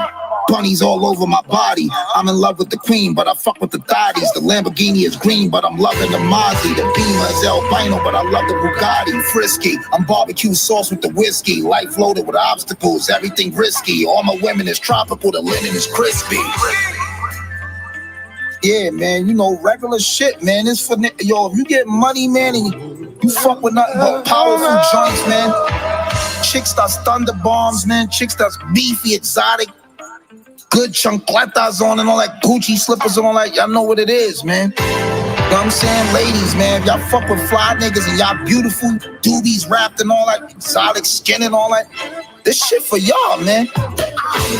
Live in Las Vegas, showing the thoughts love. Some of them chop drugs, the rose petal come with the hot tub. Glamour, bearskin rub with the Panther anthem. Supermodels think that I'm handsome. Manson, park the Phantom by Branson, dancing.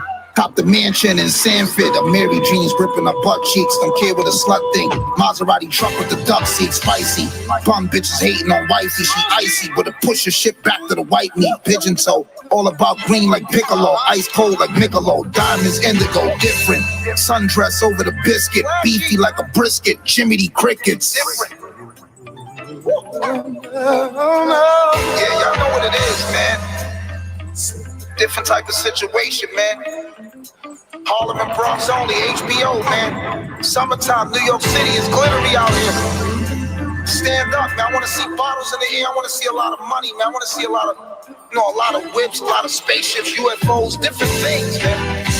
Let's get to the bag, man. You know what I'm saying? Money over everything. We here, baby. New York City, man. I am home now. Yo.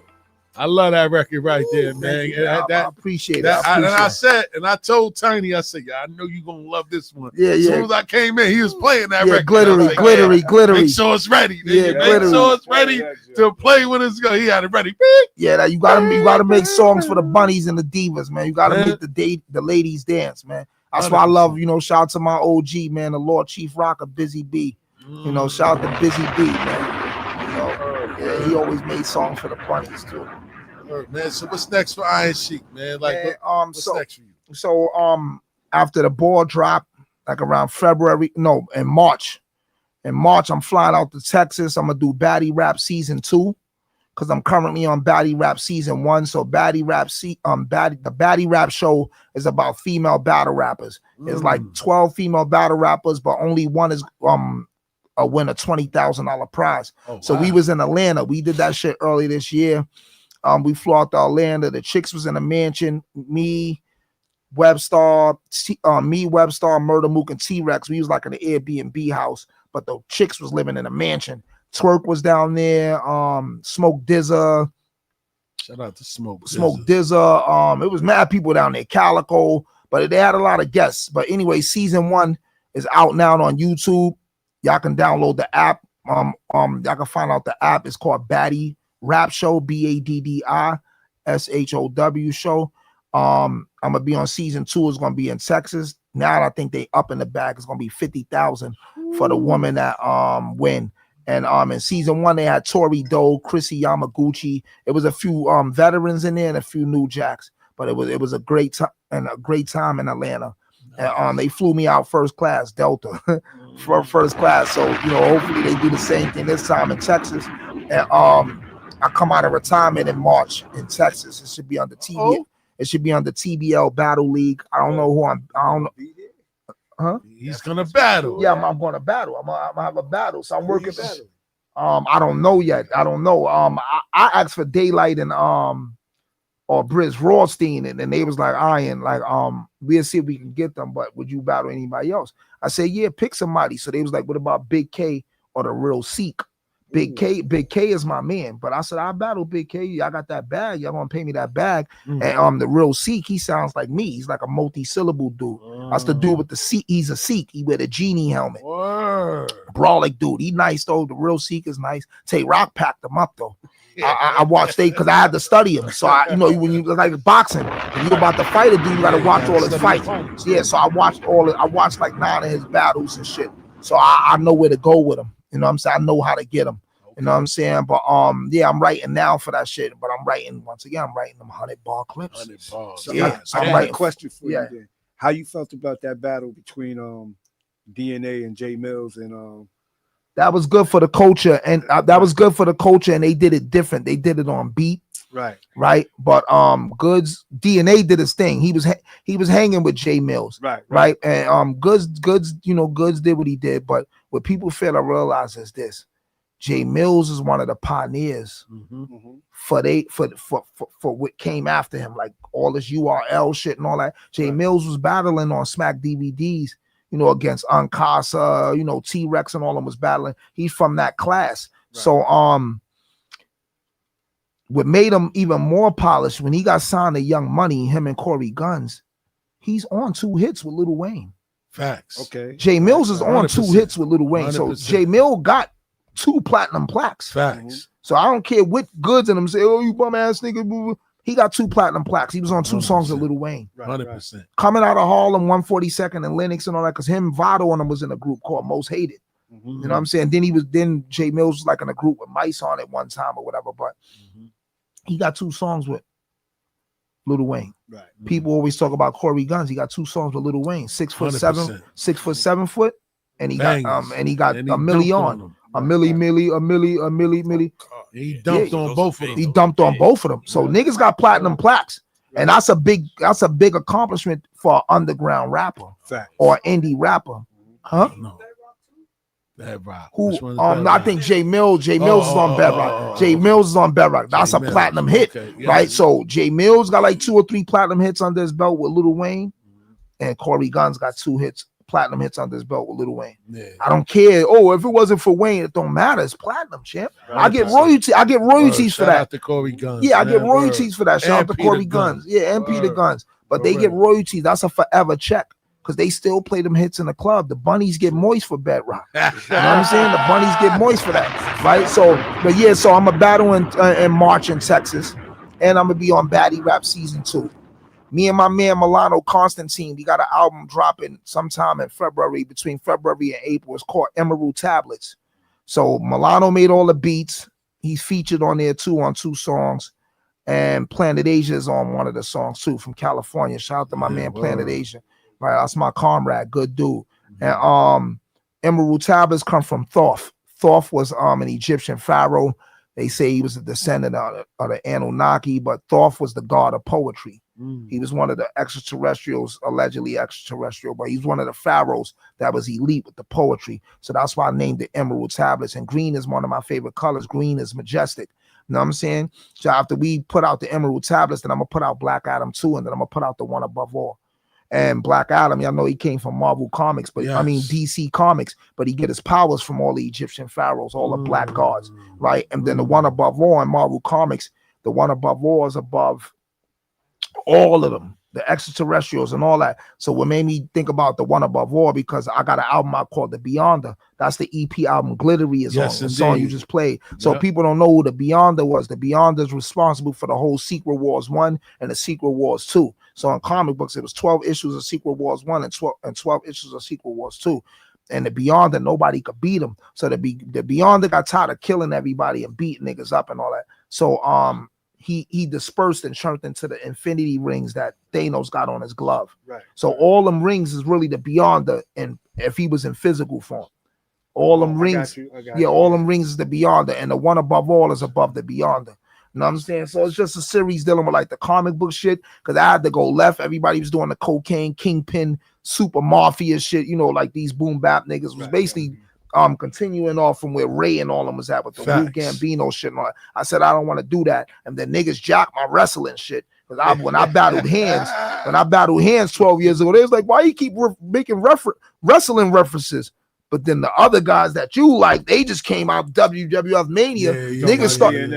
No, not DNA. Nah. Oh, you talking about Griselda? Yeah, they came. That's Griselda, man. That's Tips. You Griselda, man. Yeah, that's Yo, look at his face. He said he like he ain't getting the plate. I kept wondering why you kept pointing to me with the Griselda. I apologize, and he ain't say nothing. He let me come your way. But yeah, they started using the wrestling shit. So I'm like, damn, like, so like, all right, so you know how like we all do a robbery, and we all you know how like in G.I. Joe, Cobra Commander say every man for himself, right? And we all run our own way. But why he used to say, I forgot it. I forgot he used to do that. Yeah, he never want to get caught. He never want to get caught. And now say I'm running down Garfield. Say I'm running down Garfield Place. But now he's running down Garfield Place with me, bro. Go your own fucking way, right? So now check it. Now I get caught because he followed me. Right? But I wouldn't have got caught if he didn't follow me. Right? So my Sovereignty 1 album got Iron Sheik on the cover with the AWA World Belt. Yeah, when he won it, I did that. I was using wrestling shit before them. Remember, I got 2 wrestlers' names for my battle rap. Little Butcher and Iron Sheik. Yeah, I was doing that wrestling shit before them. Word. They had a little better, more resources, so they was able to do it more, right? So that means you might have an idea, but this nigga got a bag or he got a team where he can execute faster than you. So, but now they look like he's the original, 100%. But really you the original, right? Like K Solo stole the spelling shit from DMX, but DMX is a crackhead in jail. He had EPMD and all them, so niggas thought he was the original spellbound shit. And DJ DMX held that grudge in his heart. He said, whenever I get on, I'm gonna annihilate this nigga, right? So once he became Rough Riders, this is like 10, 11 years later. So when he's like, K Solo, suck my dick. People was like, why he mentioned that old school nigga? What's the matter with him? Yeah. What's the matter with him? That nigga's from like the early 90s. But X still had that grudge. Like, look, nigga, and look, X career surpassed K Solo. That nigga went because he's the original. Well, he had 3. He's the original.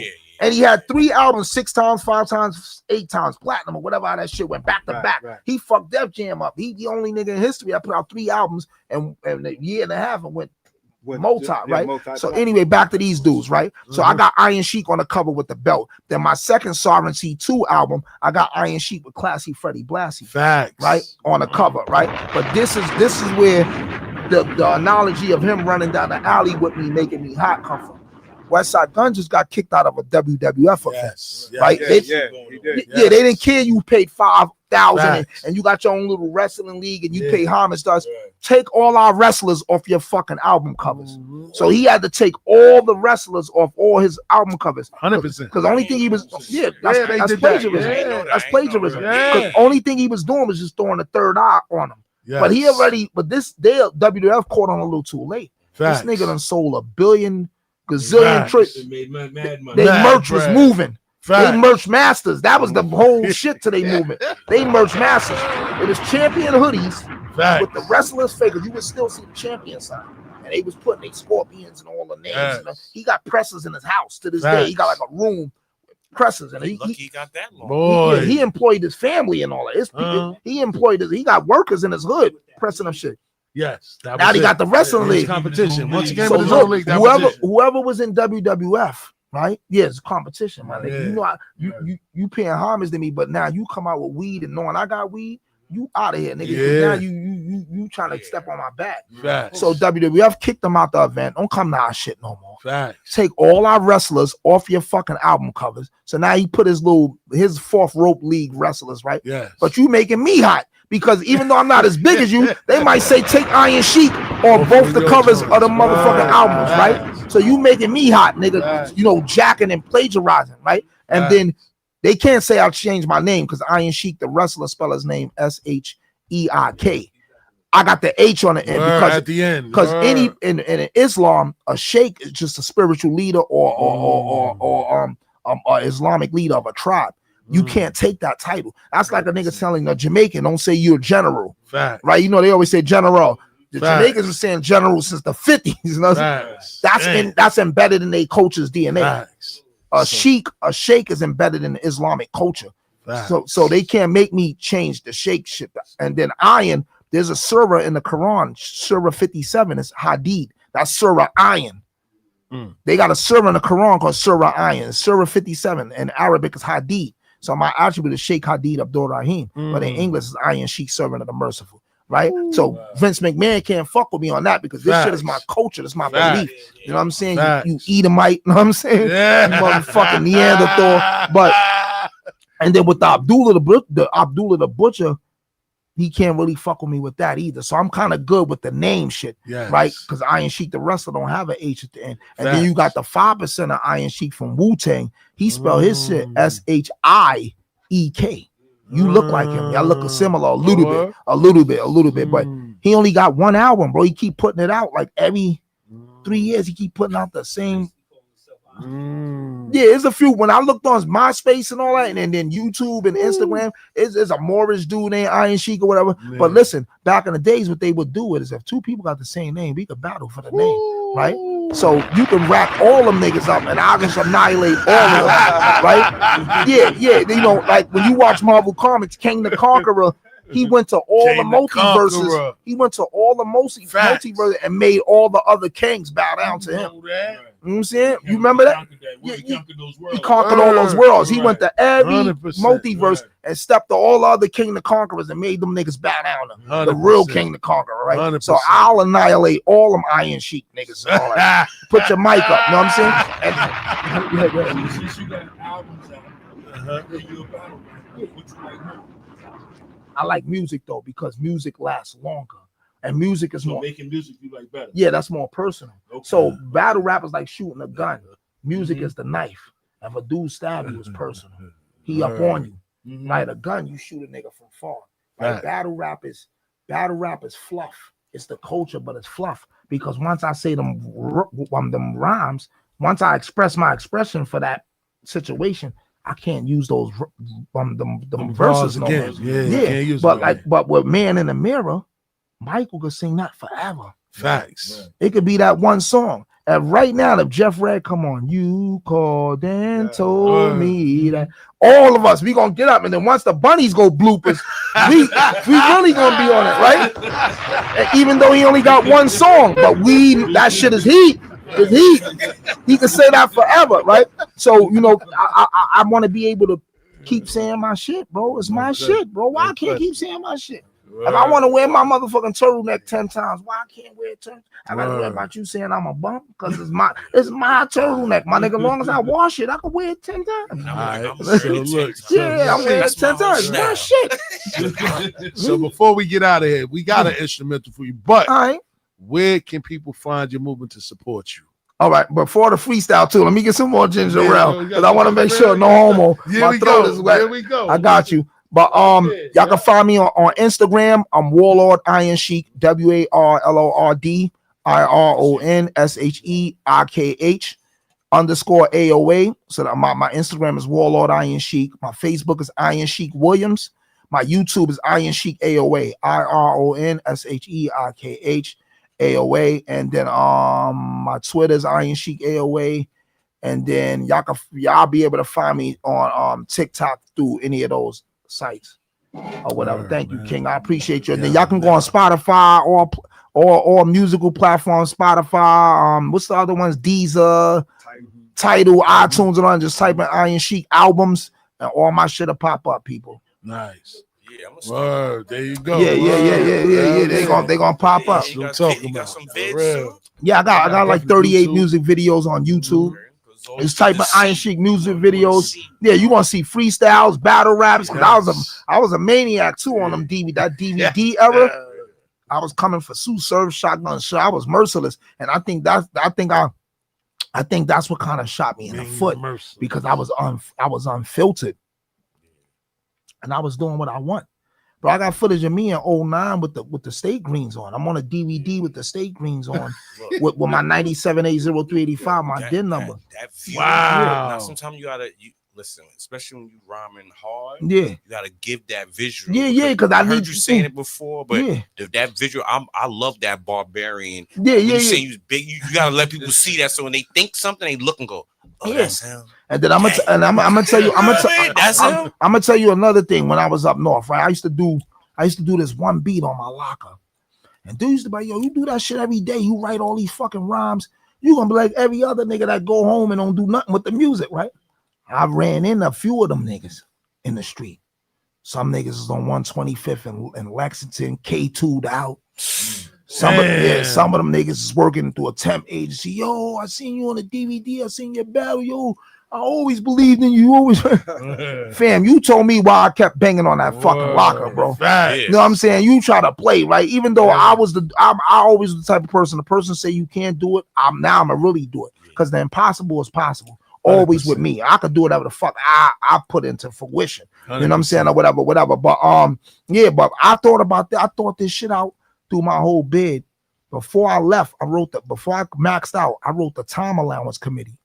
And I said, I need my disciplinary history, right? So it's in my storage locker because I dare nigga to ever be like, I was up north with him. He ain't do this and this and that. Oh, I got the whole list of all my tier 3s. I got the receipts. Right? Look, not just my rap sheet, not just my rap sheet. I got my disciplinary history with all my tier 2s and my tier 3s and my tickets. Like showing my stabbings, he got caught with the banger in Kasaki. Like, so when the nigga be like, oh, I was up north with him, he wasn't active. Oh no, I got the proof, nigga. Like, I got the proof and I got references. Like, just not that I want to big up Jell or brag about it, but people always try to diminish you in some way. But when there's no chinks in your armor, now what they'll do is they'll just try to ignore you. Right. So they do this in rap. Like battle rap there's a lot of divas. It's sassy. Even with the underground boom bap shit, right? I remember it was a dude, there's a dude right now from Boston named Pounds. Fat nigga, right? He looked like Big Pun. He looked like Big Pun, but he sound like he got my voice though. He don't got my wordplay, but he got my voice, right? Big fat nigga. Yeah, Pounds, 448, Boston, right? You know Pounds? He about to come here? Yeah, he from Rochester. Yeah, I thought he's from Boston, but he got my voice. He looked like Big Pun, but his word playing on my level. right? I don't like that. I don't like that, bro. You sound similar to them. You got the raspy Cookie Monster voice. I don't like that, bro. Right? Dudes used to try to say, yo, Iron Sheik, you sound like Vinny Paz. That's my Muslim brother from Philly. He Italian. He a part of Jedi Mind Tricks. Okay. I'm on Vinny Paz and Tragedy Gaddafi album. And Vinny Paz is on my Obsession album. We got a song called it's called Swordfish. I forgot to put his name on it, but it's me and him. Sorry, me and him on a song called Swordfish. Right? I'm on Aguilar album. It's called Endangered Species. I got a song with Aguilar on his album, Endangered Species Protocol. I'm on Little Etho's album. He got an album called Dead Poet Society. I'm on that album with Little Etho. So I did a lot of features. My Black Adam 1 album, for anybody who want to know, yo, what album you recommend for me to listen to? Listen to the Black Adam 1 album. Got the Yellow Thunderbolt on there. Yes, I got a song with me, Sadat X, and my song on there called Brother Brother. Positive unified song, right? Positive conscious song. I got a song with me and Bizarre from D12 on there. Bizarre was with Eminem, and this mean a lot to me. Bizarre was with Eminem. Left Eminem, flew from Detroit. I want to see Iron Sheik from the Bronx. Eminem like Iron Sheik, yeah, rapper from the Bronx. Bizarre flew to the Bronx, like flew to New York, met with me in the Bronx, and stayed with me for 2 days. I took him to Styles P Juice Bar. That's crazy. Gave him like 8 grams of Molly's because he like Molly's. He was popping pills. He had cans of Altoids with Xannies and all that. They fuck all them Detroit niggas. But Bizarre's my nigga. He only came with one white boy. He's looking geeky little nigga. This nigga probably was some Dexter nigga or something. You know about Dexter, right? The serial killer. I don't know. This white nigga looked at geeky, but they wasn't scared. I took him to Castle Hill, Soundview. Right. I took them all over the Bronx. Yeah, because Styles P got the juice bar on Castle Hill. So the studio I was going to at the time was up on was on East Tremont next to his other juice bar. He got like 3 juice bars in the Bronx. But Bizarre came. That meant a lot to me. You a platinum artist. You down with Eminem. You got direct contact with that nigga. Facts. You came to the Bronx to knock out a song with me. The footage is on YouTube, not just the song, the footage. You type in Iron Sheik and Bizarre, there's footage of us in the studio joking, laughing. Nice. You know what I'm saying? He came up from scratch with the verse and wrote it right there to the beat. I like the pre-write. You send me the beat, I write, then I cook. I don't really like that in the studio rhyme because they be niggas smoking, drinking. When I'm in the studio, I do closed door sessions. It's just be me, the engineer. That's it. I might bring a cameraman. I like to be private and intimate with my music. You know what I'm saying? Or whatever. I don't want niggas making noise, none of that shit. But yeah, that's that. So the Batty Rap season 2, the battle in Texas, sometime in March. The Emerald Tablets album, the Black Adam 2 album, and the One Above All album. And then we'll see where shit go after that.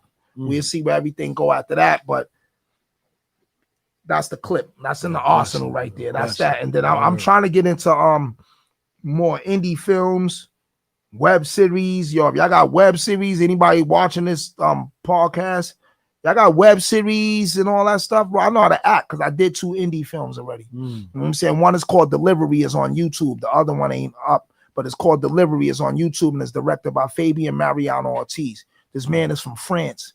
He didn't know me from Adam and Eve. He was just a fan of my music. He hit me on YouTube. I said, hit me on Instagram. We swapped numbers.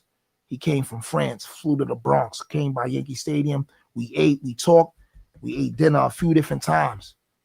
We did the movie. Me and him been tight ever since. That was like 2011. White man from France, official though. Official. Yo, fly out to France one day, we eat some horse. I don't eat horse, but they eat horse out there. But I don't eat meat. I'm pescatarian. But the point was, this man didn't know me. And he did a movie for me, a mini movie. It's like a 13-minute short film. But that shit was in the BT HBO Urban World Film Festival in AMC Theater on 34th. Right? So we ate at Robert De Niro restaurant at Chelsea, in Chelsea.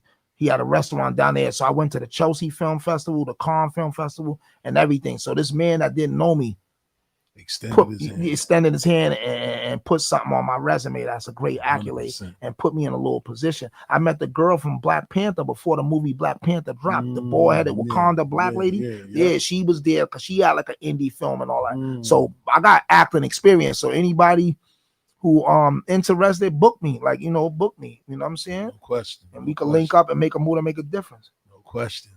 Yeah, and shout out to Nas on the new album. I ain't hear Conway new album yet. I'm gonna get into that. He dropped it on the same day as Nas. I wouldn't have did that, but My favorite song on the Nas album is with him and AZ. My life, my story, your story. My life, your life, something like that. But AZ, my story, your story. Yeah, AZ and Nas killed that. I like the one dedicated to all the females, and I like the one dedicated to all the graffiti writers, because my man Louis 167, rest in peace, from the Hard Rocks crew, he just passed this year. And for Nas to shout him out and have him on his mind, that meant a lot, because I'm a graffiti, I'm a graffiti legend, an underground graffiti legend. So, Nas is really contributing to the culture. Certain people saying the album is whack. It ain't for you. It's a pure hip-hop album.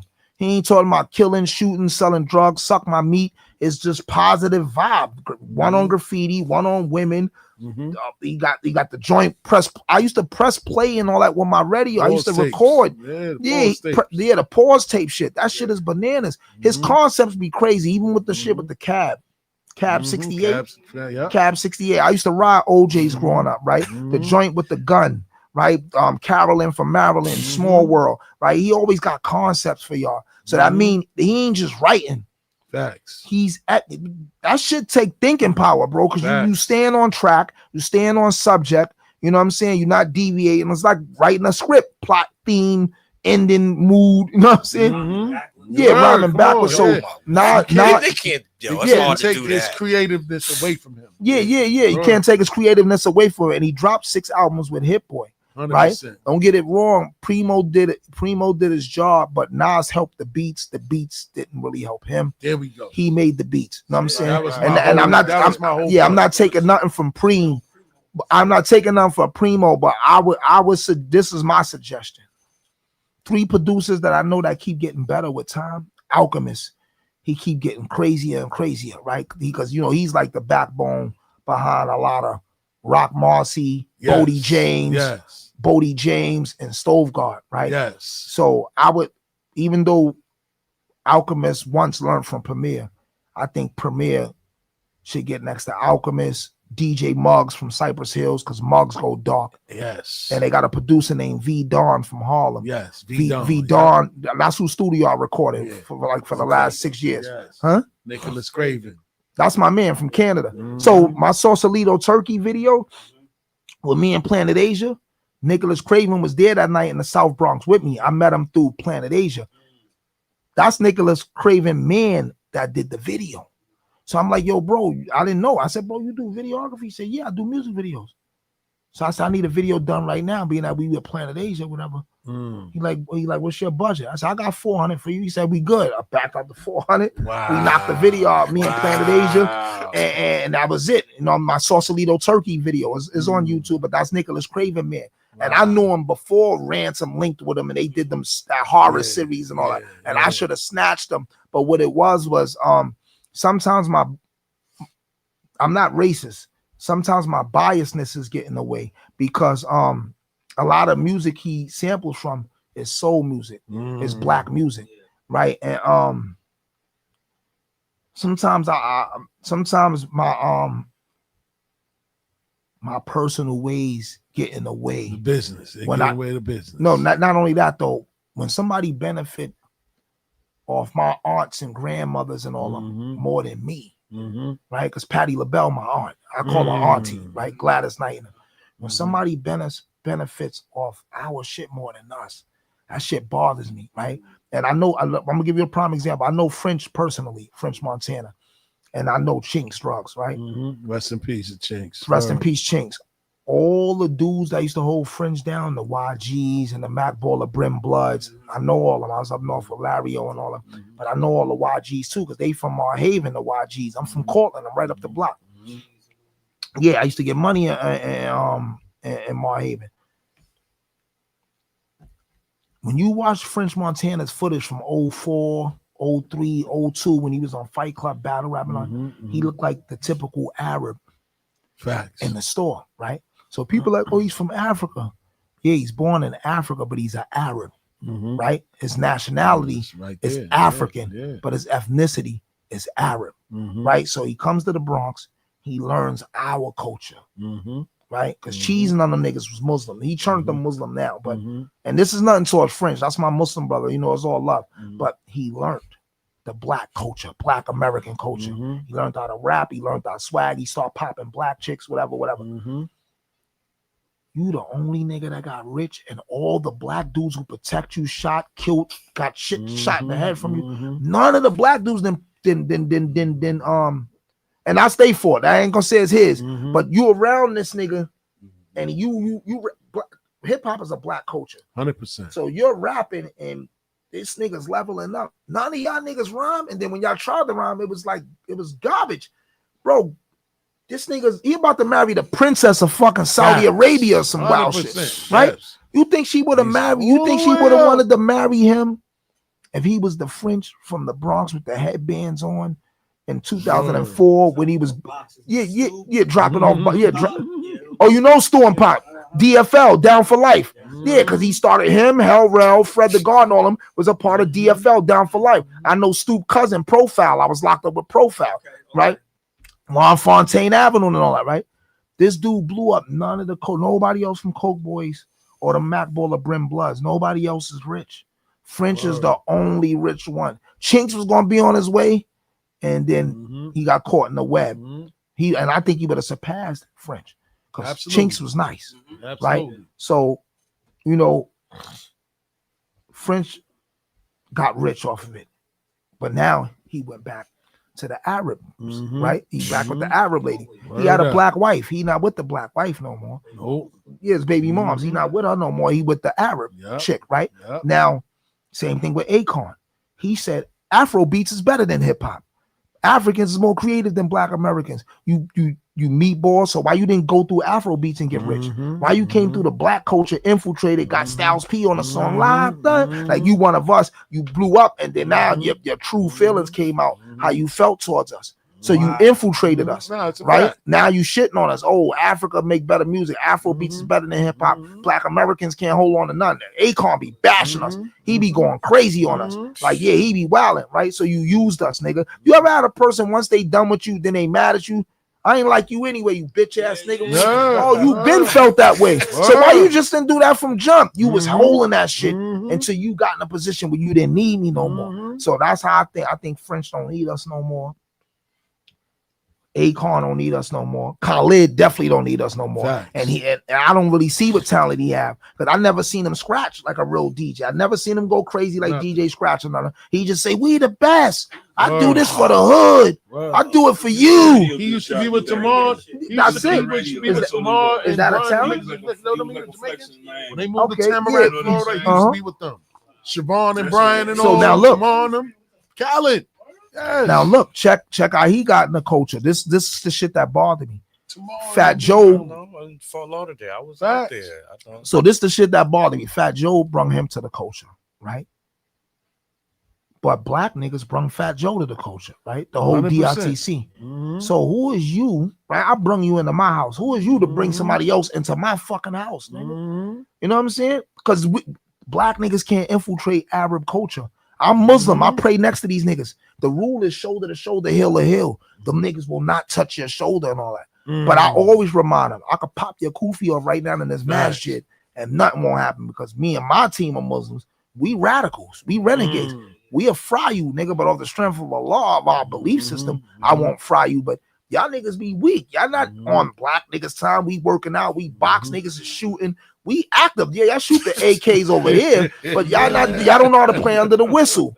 Black niggas know how to play. This the whistle in America. In Africa, they got all the guns. They could just massacre. But in New York, you got to know how to clap and get out of there, or hawk a nigga and get away though. This is under the whistle. Y'all don't know how to play under the whistle, right? So, you know, they be having their little ways towards us. They be shitting on us. The Arabs, the Africans, whoever, right? That was what blocked my vision with Nicolas Cage. It wasn't nothing personal. Sometimes they say when you know so much, the more you know, the more you owe.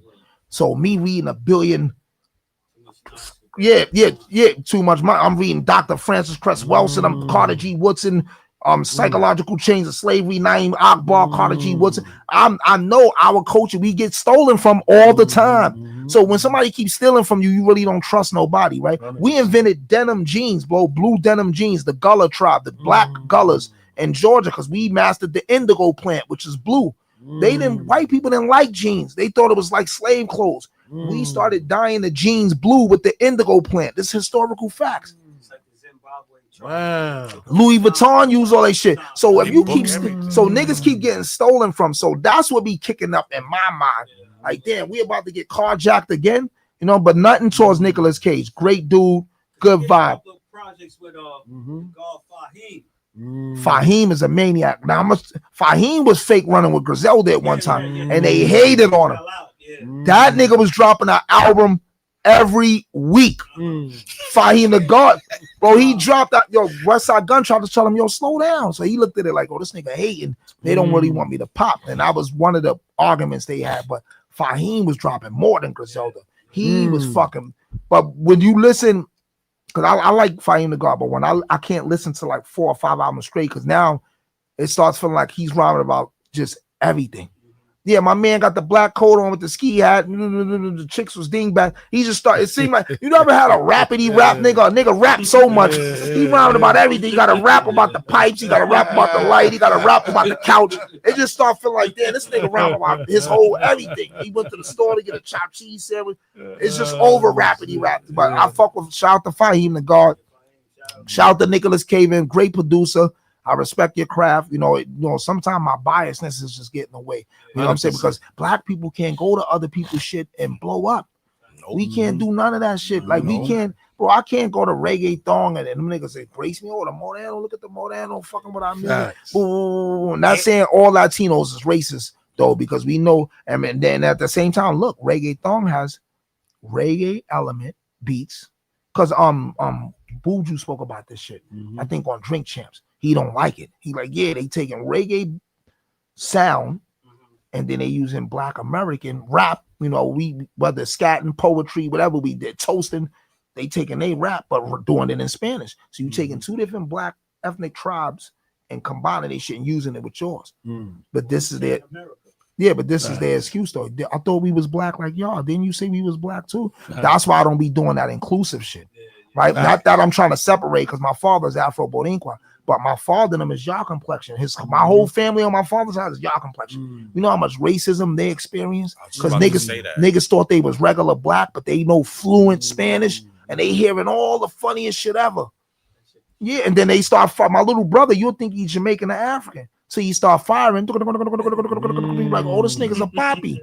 No, but he's conscious. He went to college. He focused. You know, he know history. He been out there. He grew up in the trenches or whatever. But the shit is just crazy, people, and black people, we gotta gatekeep sometimes.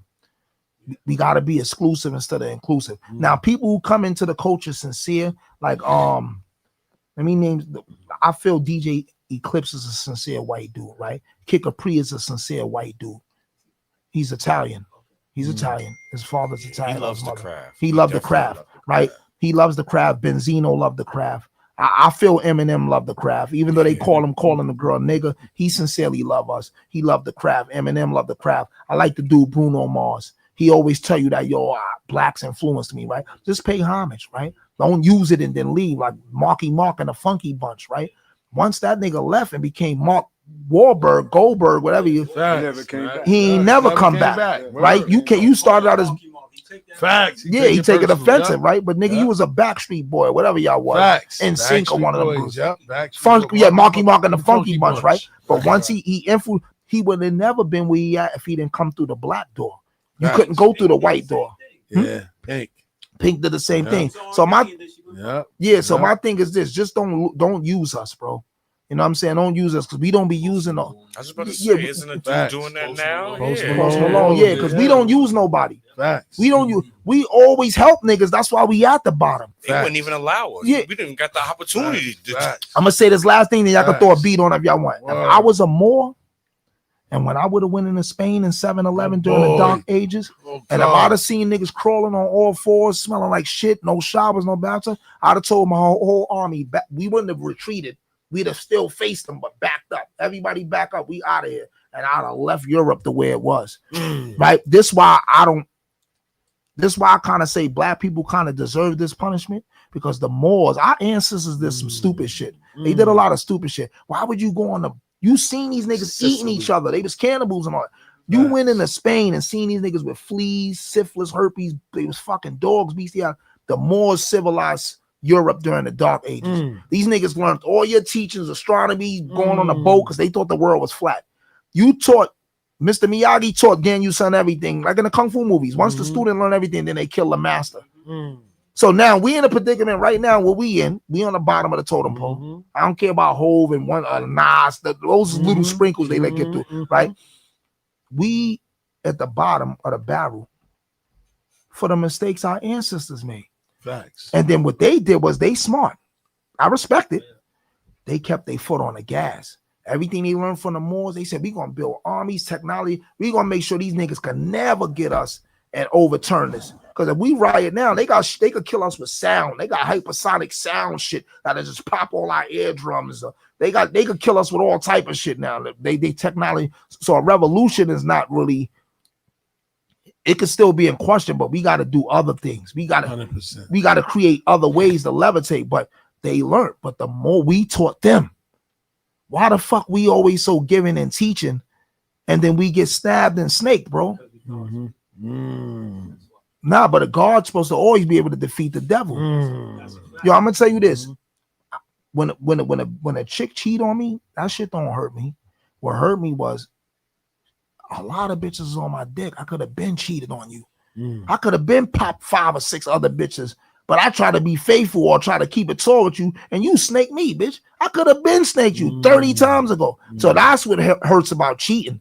It ain't that the bitch boned another nigga, because the pussy ain't yours, it's just your turn. But I could have been snaked you first, and I didn't. I kept the integrity, and you ambushed me. So that, you know, that shit bothers me, man. So I ain't want to get too deep into that. It's really building. Yeah, you know, we gotta gatekeep our shit. And for the note, this is the closing for this. I'm glad they got rid of Ebro and all of them. He destroyed hip hop.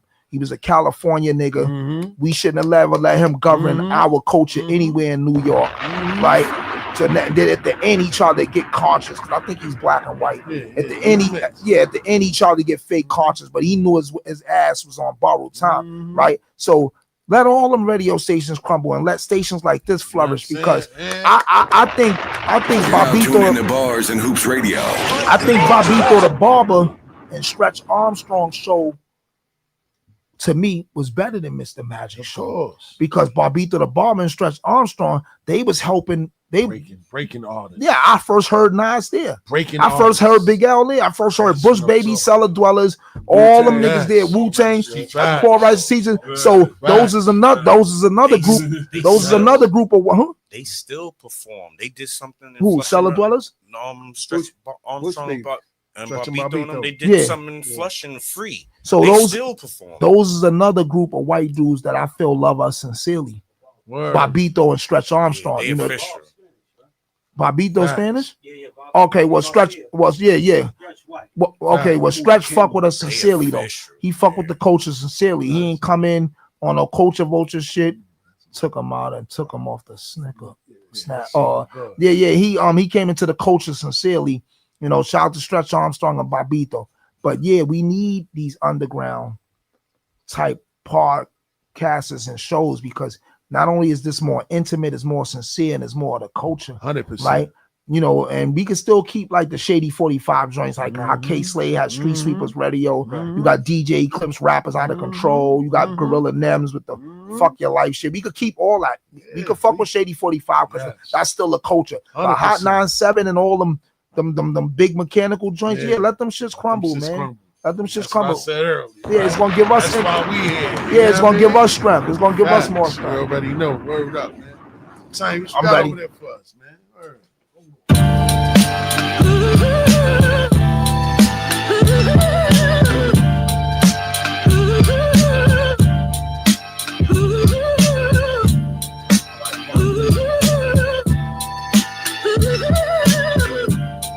Bring it back. Let's do it again. It's gonna drop it. It's gonna drop it. Iron. Bars and hoops. We here, baby. Yo, I'm in the gym jumping rope, punching the wall until I feel pain. Tommy and the ghost, thirsty for power, concealed cane. Grit in the pit, trapped in the dark, they trying to build Bane. Legend in the game, I'm Michael Buffer at Mills Lane. I don't care about this war we in. Gordy Gin, Dr. Kevorkian and the Scorpion. Straight monster, team full of maze runners and wave hunters. Straight monster, team full. Damn. I'm gonna go back, my bad. Go on though. I'm in the gym jumping rope, punching the wall until I feel pain. Tommy and the ghost, thirsty for power, concealed cane. Grit in the pit, trapped in the dark, they trying to build Bane. Legend in the game, I'm Michael Buffer and Mills Lane. I don't care about this war we in. Gordy Gin, I'm Dr. Kevorkian and the Scorpion. Straight monster, team full of maze runners and maze hunters. Great jumpers, bulletproof Tesla truck with the egg bumpers.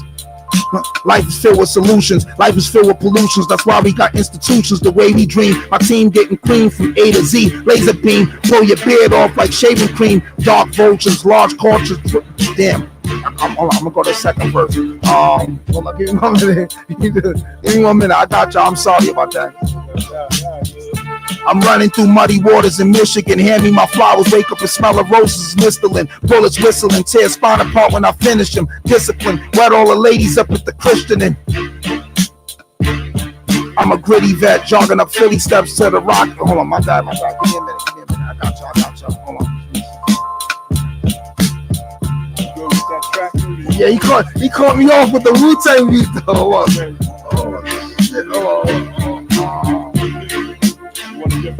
Blood, soy, no, I got it, King. I got it. Check it. Blood, soy, the earth. I got the pin dripping, soaking the linen pad, fin the spaz, running the police and crack the lieutenant badge. Move the car, shooter like Arkansas Dave Ruderbar. Pool of sharks take over downtown. That's Petula Clark. Honorable streets know the guard is zoo when I'm stomping through. Tropical, iron unstoppable when I chop and screw, choke and twist. Bullets are poking, prick by you soaking piss. Militant like the Bolshevik, money packing like. Yeah, you can switch the beat. I'm gonna see. Look, my bad. The BGM is a little too.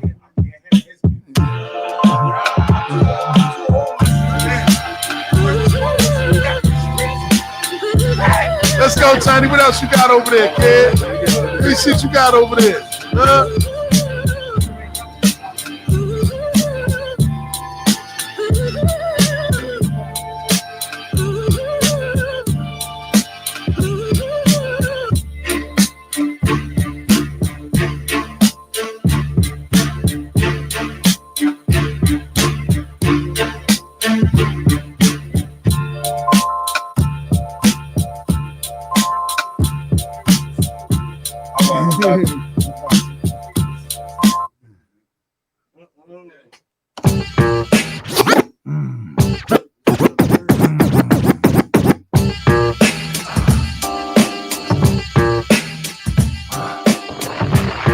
I'm a deity, give my pen applause. I've seen men of war, sell Demerol, black Seminole. Bullet skin the wall till it's menopause. If I'm finna fall, I'm spinning off. I'm red with a different flair, no figure four. I got you. I got you.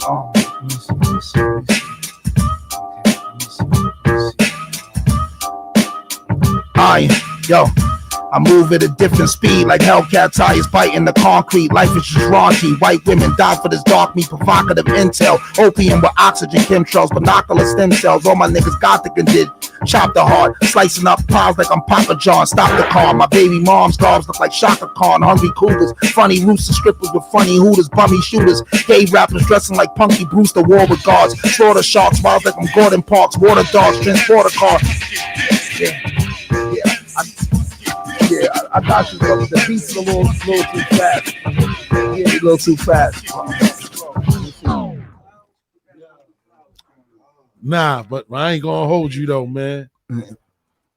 Yeah, the Sheik, BPM you a different breed, man. I appreciate you, man. You a different breed, man, and we definitely that ain't good. That you ain't gotta good come back for up me. here. Nah, that ain't not a music for me, boy. I can't listen to that. We gotta do a part right 2 there? because we ain't touch on the graffiti background. Yeah. You told her I ain't know that. Yeah. Nah, facts. You don't even in your social. You know what you do? You know, do me a favor. Put the Cool G rap beat on. Shit ain't never gonna change. Put the instrumental on for that. Yeah, because I'm gonna go back. I need y'all to get a solid I need y'all to get a solid piece. Yeah, I need y'all to get. Yeah, I need y'all to have a. When y'all upload this shit on YouTube, I need a solid piece, bro. I need a solid piece. Bro. I can't leave. I can't leave. But yo, we still gotta have you come back. What you on YouTube on a Friday? Nah. Put on I got you. G-Rap. Shit ain't never gonna change. Instrumental. I got you. Yeah, shit ain't never gonna change. Instrumental. Word. I got you. G-Rap. I got it. Yeah, I'm gonna spitting find it. that I'm gonna find it. in a long Facts. That's what it is. Yeah, thank you. I appreciate it. I appreciate it. So yeah, we gonna find that, man. But I know tips in the shit ain't never meantime. gonna change. Instrumental. Cool G-Rap. Yeah, I got you. Word up. For real. The machine hears this and they not on board. What you mean? The machine's supposed to pick this I up. mean, The rappers is out. The machine is the machine. It ain't for us, man. Yeah, definitely ain't You for know what I us. mean? For real. He just spoiled all of the people that outside is good. Yeah. I'm like, man. Facts. Nah, I mean, keep it a buck. You kept it a buck. If y'all was here earlier, he was talking about that. I heard him mention. The whole. Yeah. I heard him mention also some people that I can't listen to. What you mean? He just talked about Ab and you mentioned them earlier. Who, AR Ab and them? Yeah. Ab and Dark Low and them. Dark Low. Yeah, they shit gritty. They shit make you want to rob me a and bank. Dub, I know Ab.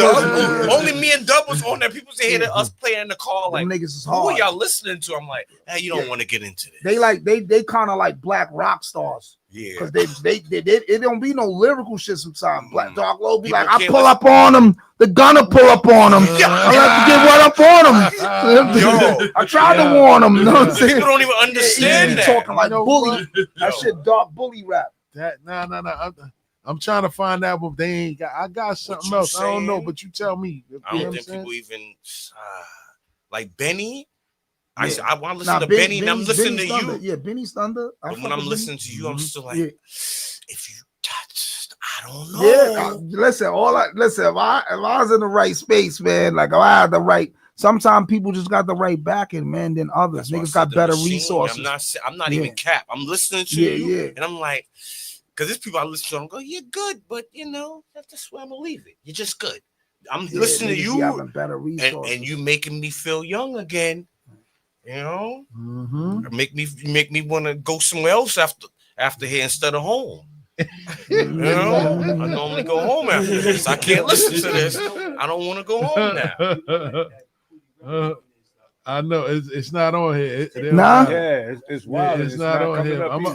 He said he wanted something a little slower, right? Yeah, something like dark, grungy, dark and slow. Yeah, I think I got something for you, man. Rest in peace, man. With LO. All right. You heard me, Taking dog? the wall. Yeah. You heard me, dog? Rest in peace. Imagine him and LO. Oh God. Lord have mercy. Their two voices. And you know, LO's the same thing, rhyming about the wrestlers. Yes. That would have been nuts. Yeah. All right, so we go. I got you. Oh my God. Yo, that shit is fire. Yeah. I don't understand how it's not trouble with it. What's that? I mean, and come on. It's people it's are hearing that. They hear this. Yeah, it's the machine, man. It's the machine that don't make no sense. Fucks the business up. That's why we was talking about Well, I'm gonna tell you this too. If lyricism was really back in, if lyricism was really back in, they won't be able to infiltrate. They won't be able to infiltrate. You know what I'm saying? Or whatever, because the bar be set too high. That's why they got rid of R&B. Where white people can really sing like Patti LaBelle, except for Adele and Tina Marie, right? So R&B been infiltrated too. That's why they got rid of it. Nobody's singing like Luther and all them and Elder Barge and all them. You know what I'm saying? Yeah, the bar was set too high with black music, with soul music and R&B.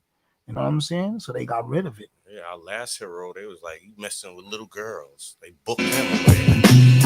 Yeah. All right, so now, we're gonna bring it back. Bring it back. Let's bring it back.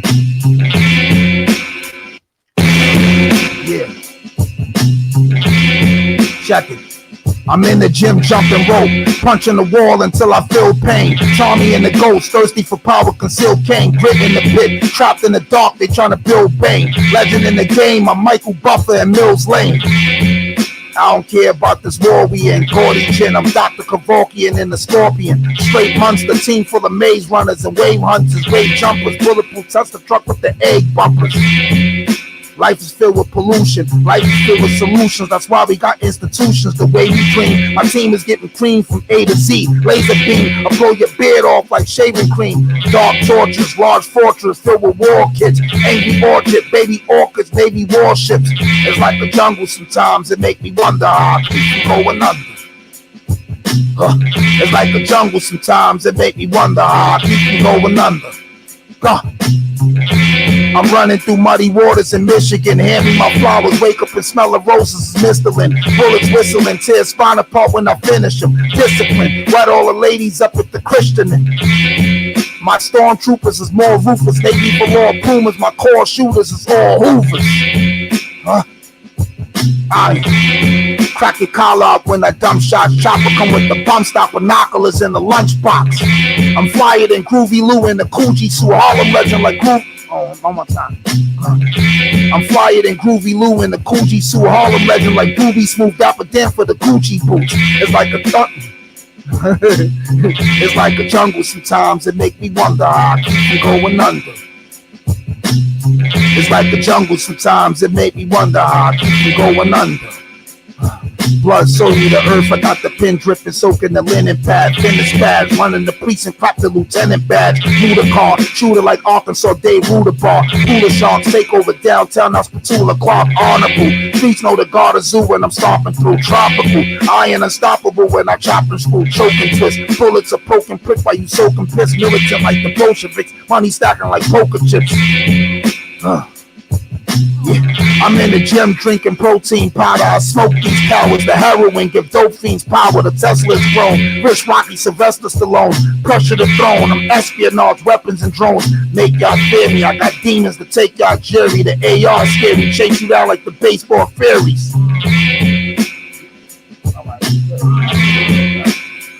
Shout out to Iron Sheik, man, for pulling up, man. We had a great show, great interview. Shout out to everybody that tapped in, man. Shout out to everybody that tapped in live on Facebook. Shout out to everybody that tapped in live on YouTube. And shout out to everybody that tapped in live on Twitch, man. This is the Unprofessionals on Bars and Hoops Radio. Every Sunday from 3 to 5. Catch us live, man. Stills the Great. Chip and the Gambler. Zai Flair, DJ JOJ, Tiny on the ones and twos. Dirt. Until next week, we're signing off. Peace.